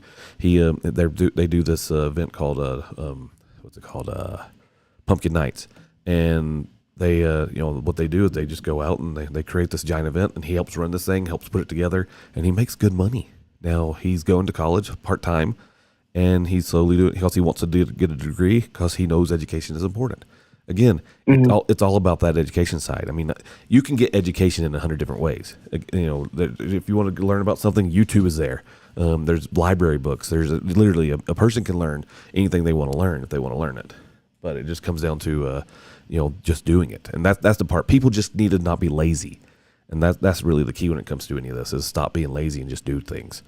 So and I know as a teenager that's hard because I was a teenager once, and I can tell you I was unmotivated to do a lot of things. But when it was something that I really wanted to do, like when I was a young teenager, I actually was a DJ at one time. I actually DJ'd in some places in Atlanta. So I want to learn how to do that stuff. Well, nowadays it's simple. I mean, if you got if you have an iPad and a decent sound system, you can DJ anything. When I was a kid, it was a bunch of you had to you literally drove around with a crap ton of CDs in a folder, and you would flip through them and everything else. I mean, yeah, yeah. Being a DJ was fun. I enjoyed it. I enjoyed that a lot when I was a kid. So I don't know. I've done a million things, and I've done a million things right and a million things wrong. But all I can say is, whatever you do, just got to figure it out and do it. So you got this thing, man. Whether it's Air Force or whether it's getting a formal degree or whatever, you'll get it figured out. You got so much life ahead of you. It's insane. I definitely though do think college is probably where it's going to be because hey, do it. It helps you also. It just looks good. It helps you get a lot more jobs. Well, you're not wrong. I know for a fact, if say I was to go try to get a corporate job right now, I'm 46 years old. I have a ton of experience, but I can tell you if I was to go, say, apply for some tech firm, they're going to overlook me because they're going to say, well, where'd you go to school? And I can say I didn't. So I would be the guy that, look into aerospace. My daughter just said, look into aerospace engineering. Yes. I have physics. Aeronautics, aerospace engineering, that stuff. I'm gonna brag on my son-in-law. My son-in-law is freaking amazing. My daughter married an amazing man. Of course, I would tell him that he married way beyond his means, which is good because my daughter's pretty epic. But my son-in-law is probably one of the smartest people I've ever met in my life. He's the coolest person I know. Yeah, you're right, Paris. But it's the truth. Seriously, that's the things that people can do when they put their mind to it is insane. So I mean, you go to college, do Air Force, whatever you ever wanted to do in life. There's so many opportunities out there. It's only going to get better. That's the cool part. And like overlapping with what you said, like how you said, if you want to do something and if you're really dedicated to it, you can. It's like your own brain won't let you down. If you are truly into something, your brain will not let you fail. Well, that's called grit. Really, if you got that grit inside you, you'll follow through and you'll do it. And that's what it is. That's what life's all about. I mean, if it's something that you truly want to do, you'll figure out a way, and it'll happen. Way too many people sit on the sidelines and they just let life pass them by. And then they have that the previous person said, don't have any regrets. I don't really have any regrets in my life. And that's probably because I look at, life's just been an amazing experience. And I've learned and done a lot of stuff. But again, maybe I'm just too stubborn to have any regrets. I don't know. I definitely do think everybody, even if it's a small regret, might have regrets, but they're not necessarily the best thing.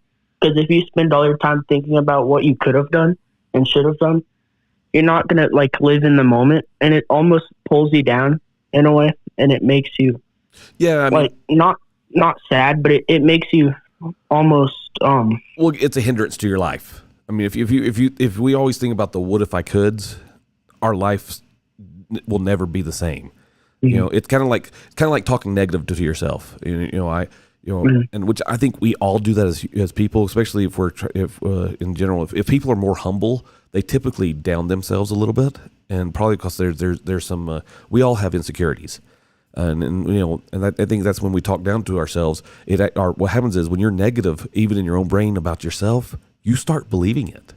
And so we have to change. You have to go in and totally change that whole mindset.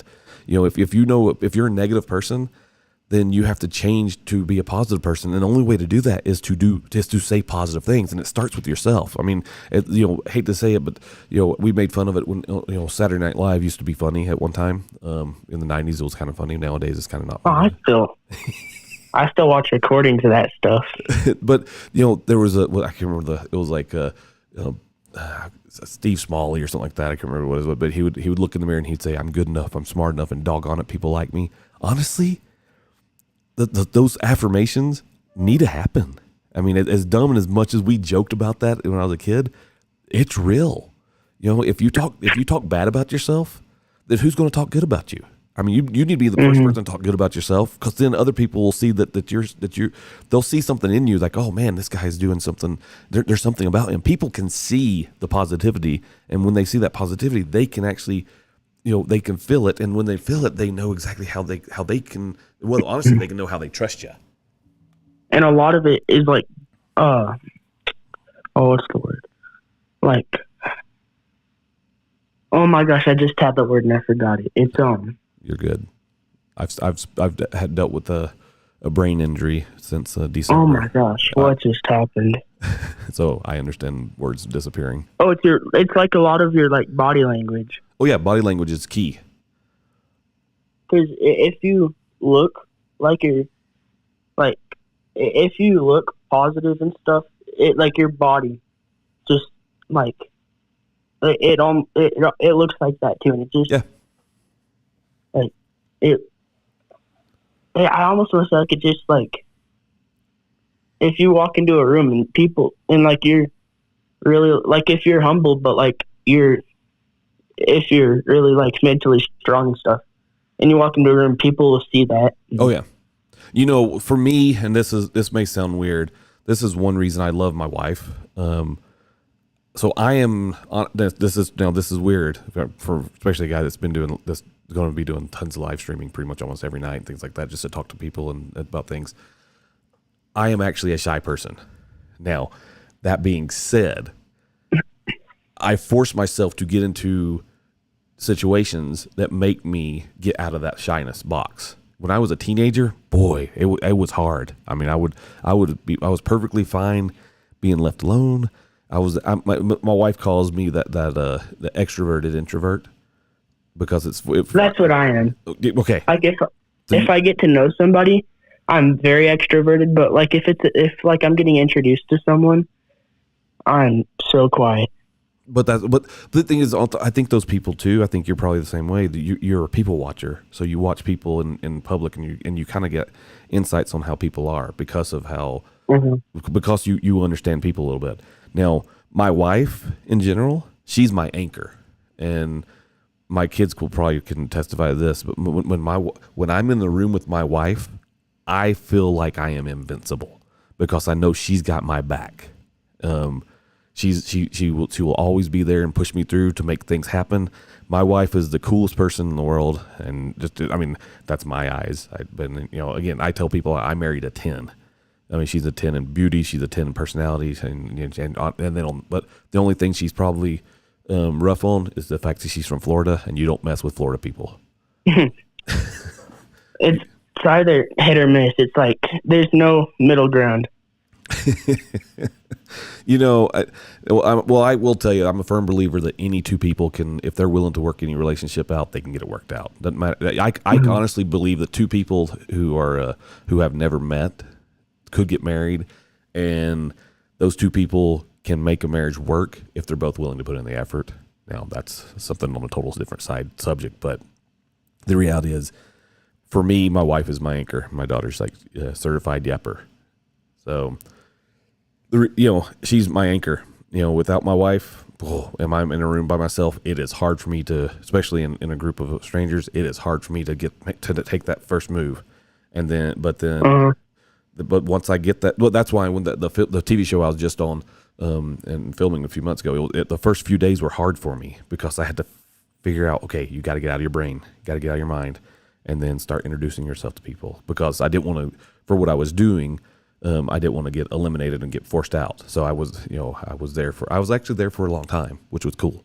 But that comes out later on. That's a December show. So once that show hits in December, then I'll talk about it more. So, dude, you're awesome. I like it. I appreciate you being on here. Yeah, no problem. You got school tomorrow, I'm assuming? No, I have an orthodontist appointment. So teeth work. I gotta go get tires tomorrow, so I just don't want to keep you up too late. Do you still have that Pontiac? No, I had that Firebird. I haven't had that thing in years. I ended up blowing the transmission in the thing and then getting the transmission fixed, and then I traded it in because I got married and we were having a kid, so I traded it in and got myself a Nissan Pathfinder because it would fit the whole family. I mean, we only had one kid one kid was coming, so we had that, and that was, I had to get the trade up for a family car. So I love cars. One day I'll get another one. I probably won't get another Firebird, but I will say my very first vehicle was a 1953 Ford pickup truck, and I bought it when I was 15 years old. I will have another one of those one day. So, if you do get another Firebird, it's going to have like 200,000 miles on it. Oh my gosh. Well, if I bought another Firebird, it'd probably like the old, it would be like a 78 model, something like that is what I would get. And then obviously it would have to be completely restored. I'd want to get the Trans Am version. So it's got the big Firebird on the hood and everything else. That would be the one I would get. What I really want to do someday is get like a super old Ford Ranger. Okay. And make it a Baja truck. Why do kids so bad? My kids love Ford Rangers. What's up with kids loving Ford Rangers? See, I don't like Ford Rangers. That's why I'm making it a Baja truck, made to get destroyed. Got it. So you can take it out and just tear the roads up like crazy. Mm-hmm. Got it. Because I know my kids. I like Chevy. You're a Chevy guy, huh? Chevy and Toyota. Like Toyota makes Toyotas. You can drop a Toyota off a 200-foot cliff and bring it to the bottom. You could drive it off the Golden Gate Bridge and bring it back 1,000 years later, and you can put the engine. It'd crank right up.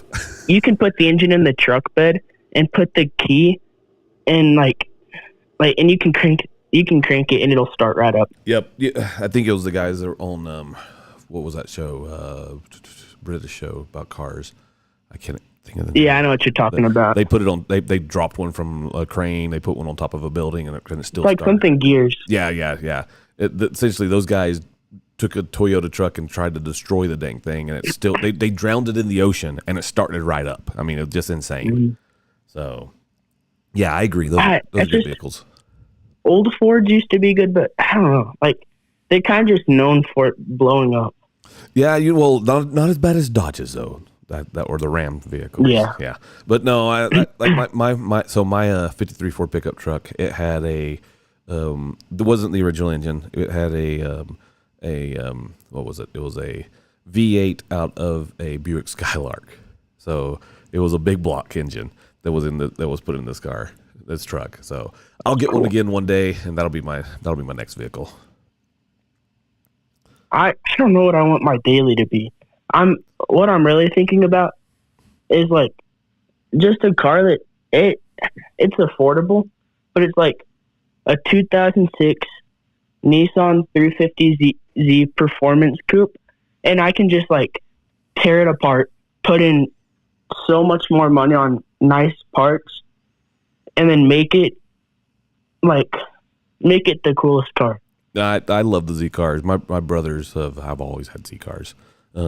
Because I can replace the engine, actually, I don't think I'd want to replace the transmission. I mean, eventually you probably will. Mm-hmm. Yeah.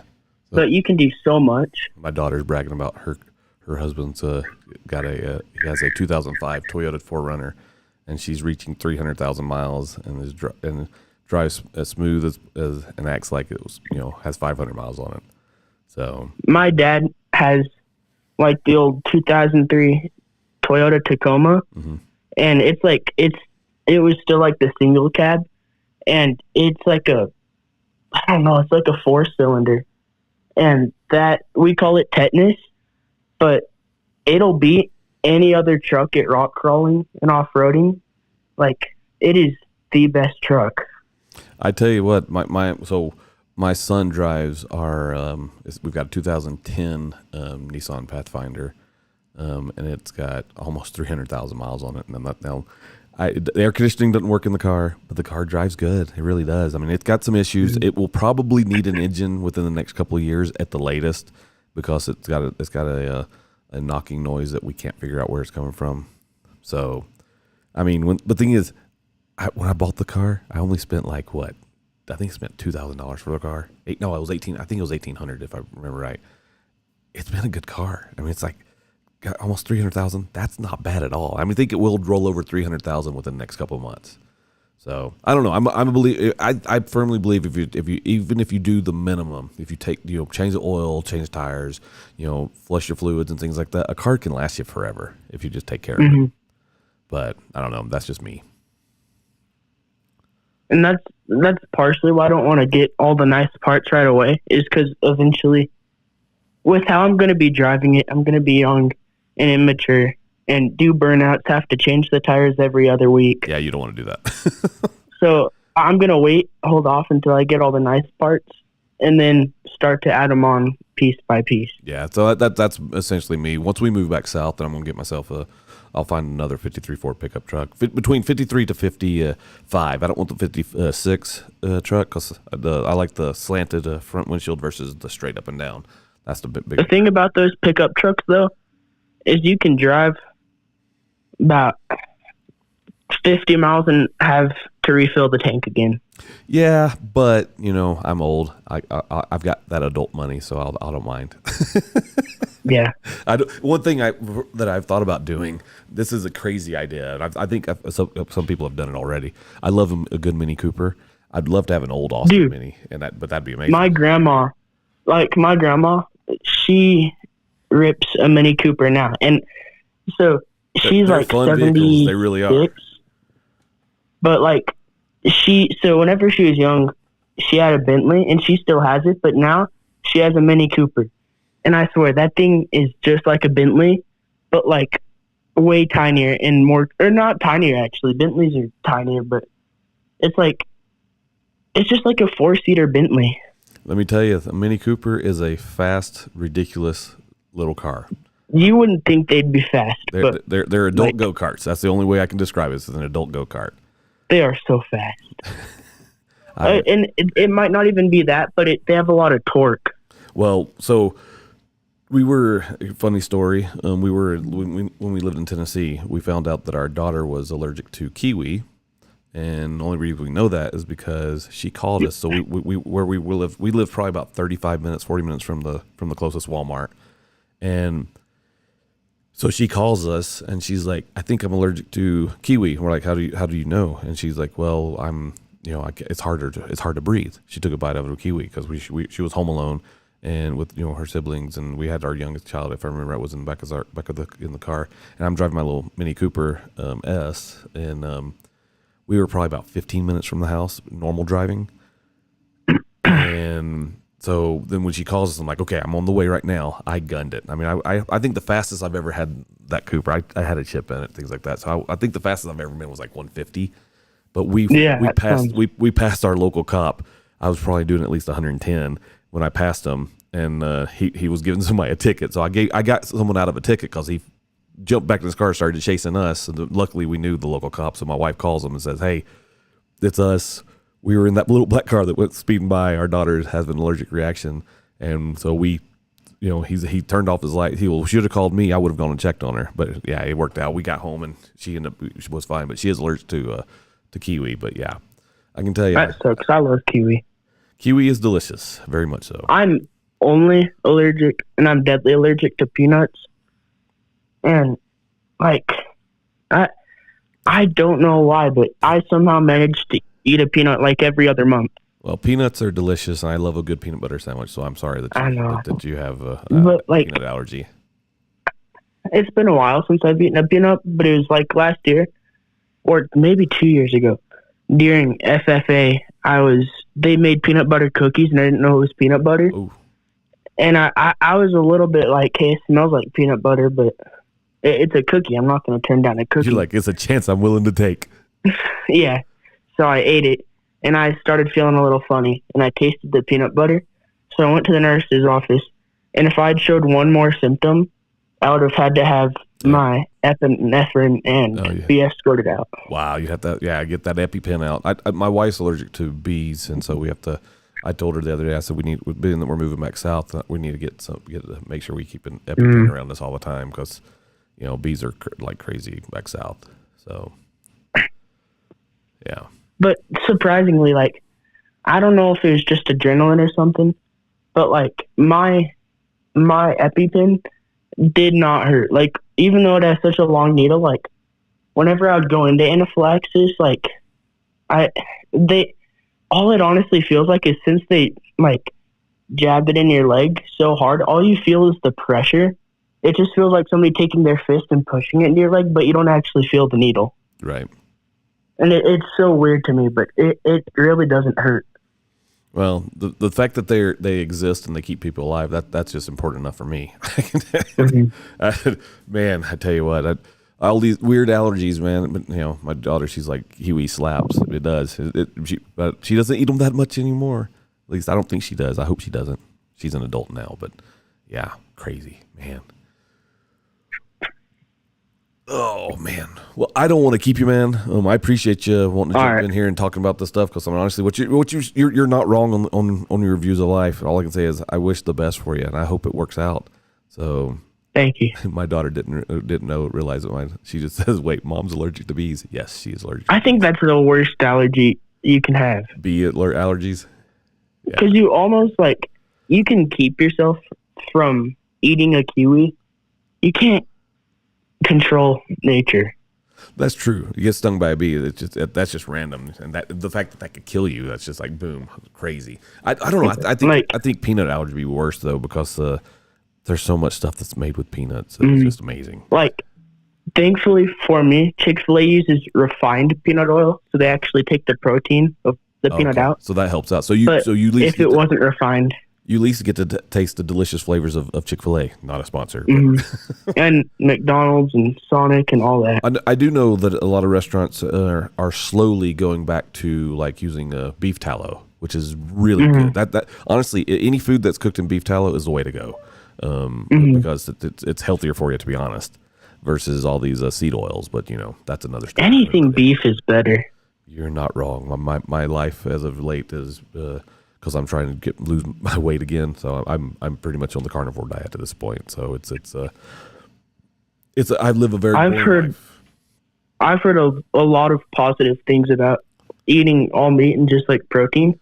If you don't burn the protein, it just turns into fat. But there's been a lot of people who have lost weight. Well, the thing is with the high protein diet, essentially you're turning because you're eating the high protein and you're having a lot of and you're eating the fats. Your body essentially uses fat as a energy source versus using, sugars and glucose to help have your body go.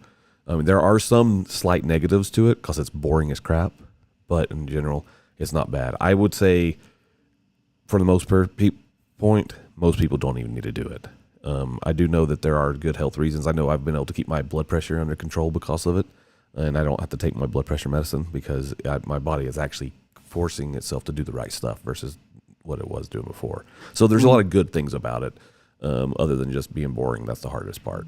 So, up until I was 10, maybe, I was super, super fat, ridiculously fat. It was super, super bad. That's normal. And to be honest, that's kind of normal. I mean, most kids grow out of that baby fat pretty easy. I mean, if you're 15, you're that's okay. You're good. Don't ever think you're overweight. I can tell you that. You just live your life and be happy. It was but it was a lot worse than everybody.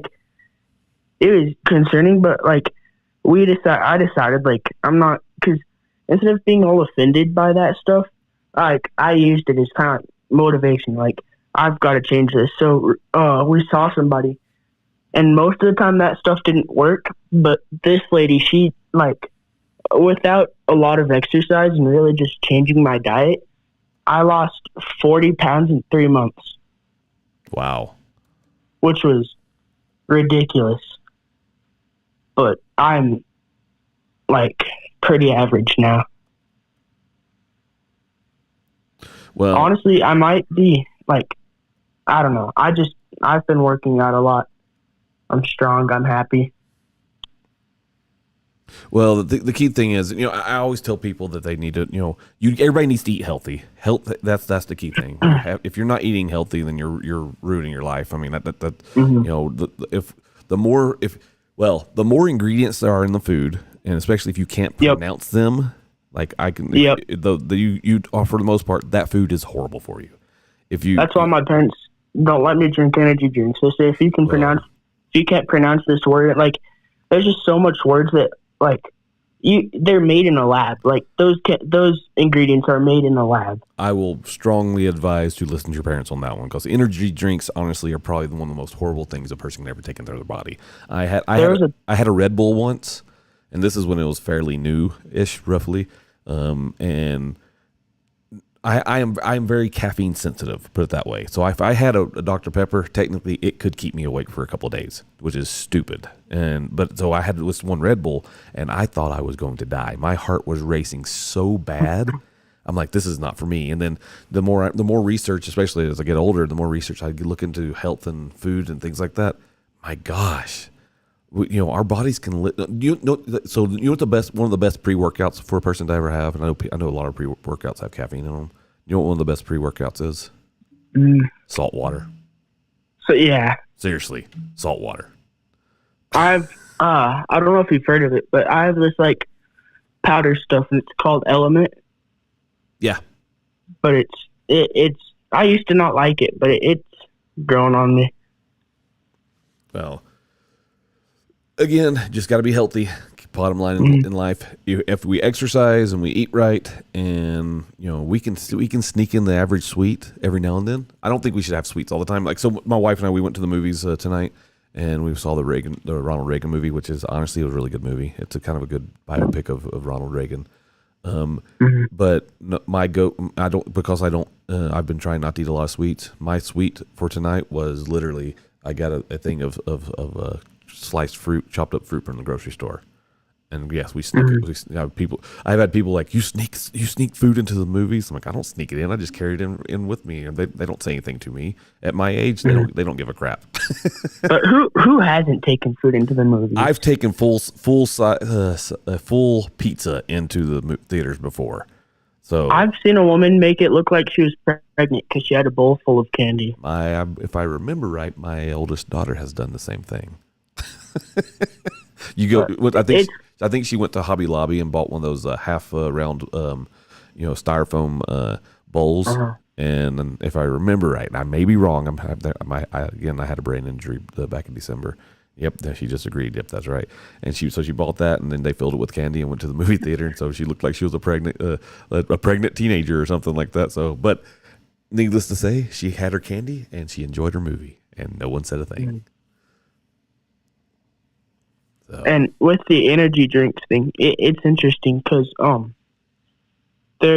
I was reading some just articles that came up, and a 13-year-old boy died to heart failure because he drank like 2 to 3 energy drinks a day, and he ended up dying to heart failure because he was so bad for him. So my wife works for the electrophysiology department at one of the hospitals here in Utah. Dude.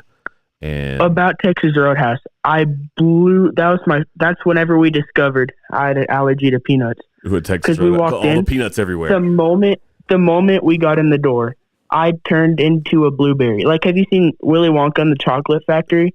Which one, the original or the newer ones? But yes. The new. I don't know. I think the original, when the girl turned into a big blueberry. Yeah. Okay. The one with Gene Wilder. Yes, I turned into her.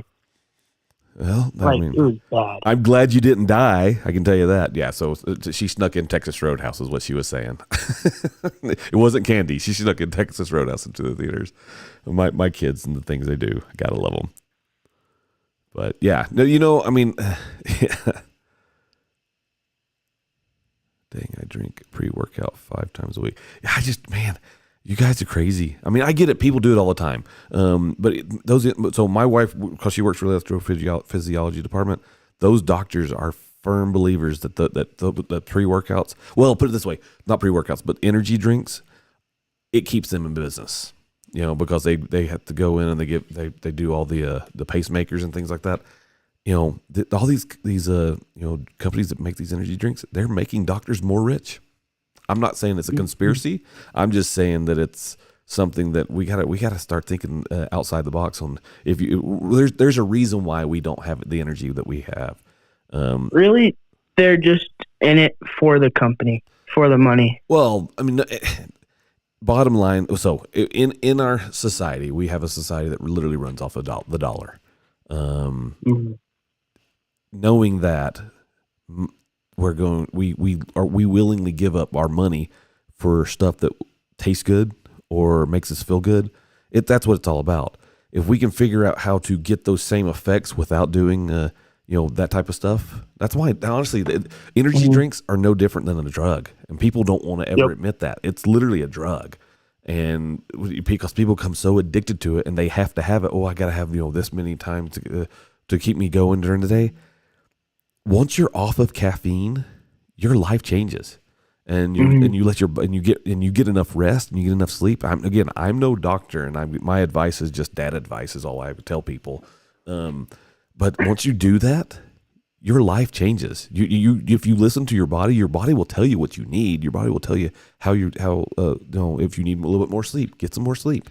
Don't stay up late. I mean, here I'm doing a late night call in show for live streaming, but people are up. I know that, but damn it, the reality is you just got to do what's right for your body, and people don't, because we want to live our life to the fullest, but you still need to rest, still need to do the right things. My dad, he used to take like testosterone pills to help him work out and like pre-workout, but then he decided to get off of it, and he kept working out, and he realized that even without taking all that, he felt the same effects, because if you work out constantly, your body naturally makes its own testosterone. Yeah, and you don't need pre-workout to get that energy, because your body will do it for you. So if people do the research, and again, I'm no doctor, so don't quote me on all this stuff, but I can tell you, if people eat the right stuff, if they exercise, like you said, your body will create the stuff that it needs. Like for instance, I can tell you for myself alone, so my doctor took me off of salt when I first started having high blood pressure issues, right? And so they're like, okay, you need to not take salt. And I'm going, that's kind of funny. So I stopped putting salt on stuff. They put me on this other diet and things like that. But I would always have to take my dang, pill. I'd have to take my blood pressure pill. Well, I don't want to do that anymore. I've done it for, I'm cycling off of it now. Actually, I've got a majorly reduced amount, because you can't just cold turkey, because your body gets used to it, right? Mm-hmm. But when I added salt back to my diet, not just regular salt, not like table salt, I added what they call Celtic salt or a sea salt, a natural salt, because it's got tons of minerals, tons of vitamins, tons of a lot of stuff that you need. My body started changing for the better. The actual percentage of people who are salt sensitive when it comes to high blood pressure is so minor. It's crazy, but that's the go-to for most doctors. Is like, just get off of salt. That solves your problem, and take this pill. Well, I don't want to do that anymore. So I'd rather do it in lack of a better word, in a more natural way. So that's what I've done. I've changed my habits to coincide with what needs to be done to make my life better. And it's almost the same with, it's kind of related. Like, it's almost the same with like protein shakes. You'll hear a lot of, like fitness influencers and stuff. Like they say they drink all these protein shakes, but really the best protein you can get after a workout is a real meal. Yeah. And they know that, but the reason they're promoting all that stuff is because at the end of the day, it makes them money. Oh yeah, they get that affiliate pay. I mean, I've done affiliate marketing myself, and I've worked for some companies. But one thing I've only do unless it's something, I usually don't do affiliates unless it's for something that I can stand behind. So a lot of these people, I know a lot of people will jump on these affiliate things because they can make a lot of money, and there is money in the affiliate marketing life. But if if it's not something you're a believer in, don't do it. But that's my own personal opinion. So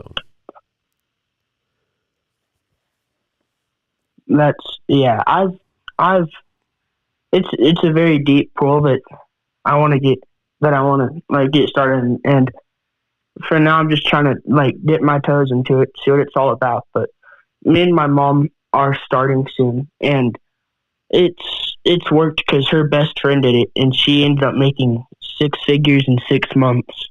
yeah, I mean, there's So that's like her whole thing. there's a lot of money in marketing. So my background is sales and marketing. I can tell you, marketing products is a thing, and it well, I'm part of the reason why you see soft drinks and candy bars in Home Depot. So company I worked for, we actually pushed to get that to happen, and they gave us a few stores, and boom, that's why.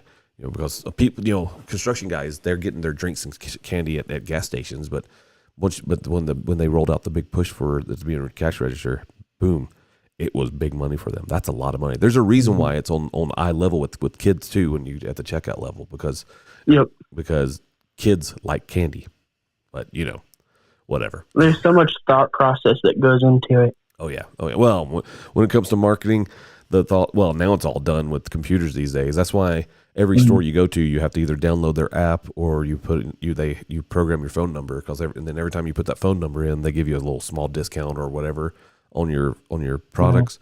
It's because they're keeping track of that data of what you purchase connected to that phone number. So then they know that they can market to you in other ways to get you to buy more stuff. Mm-hmm.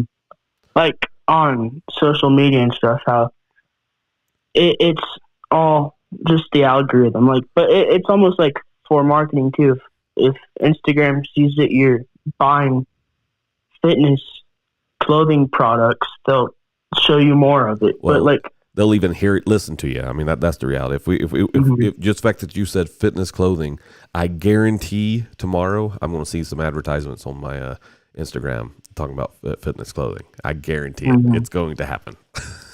You're going to see it too. So let's change it up. Let's talk about something. Let's talk about awesome cars or something. No, I'm just kidding.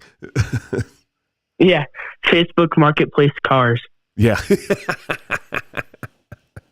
Yeah.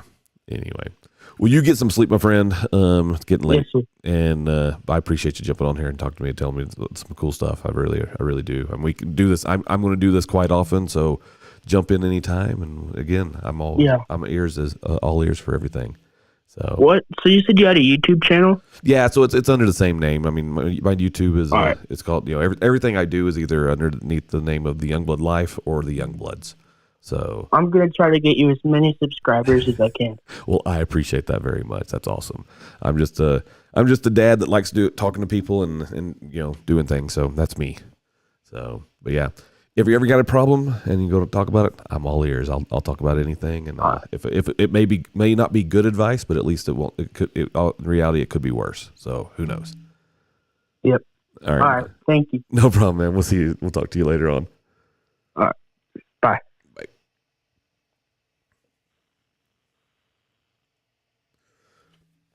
See, it's stuff like that's one. I'm going to say it's conversations like that with young people and people in general. This is one reason I love doing this. This is just a cool thing.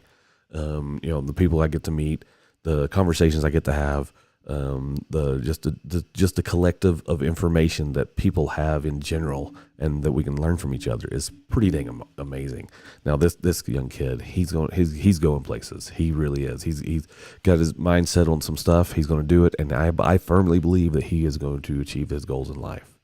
All we got to do is do our part and make it happen. So as a parent, I will tell you, stand behind your kids. Push your kids, make them do the hard things. You do the hard things. Show them that you can do the hard things. Because if they see you being able to do the hard things, they'll be able to do the hard things. Anyway, well, I am going to get off of here for the night. Hope everybody is doing amazing. Again, thank you guys for listening and talking and watching, and I appreciate it. And as I've been told I should be saying, don't forget to follow and subscribe. As always, thank you guys, and we will talk to you guys later.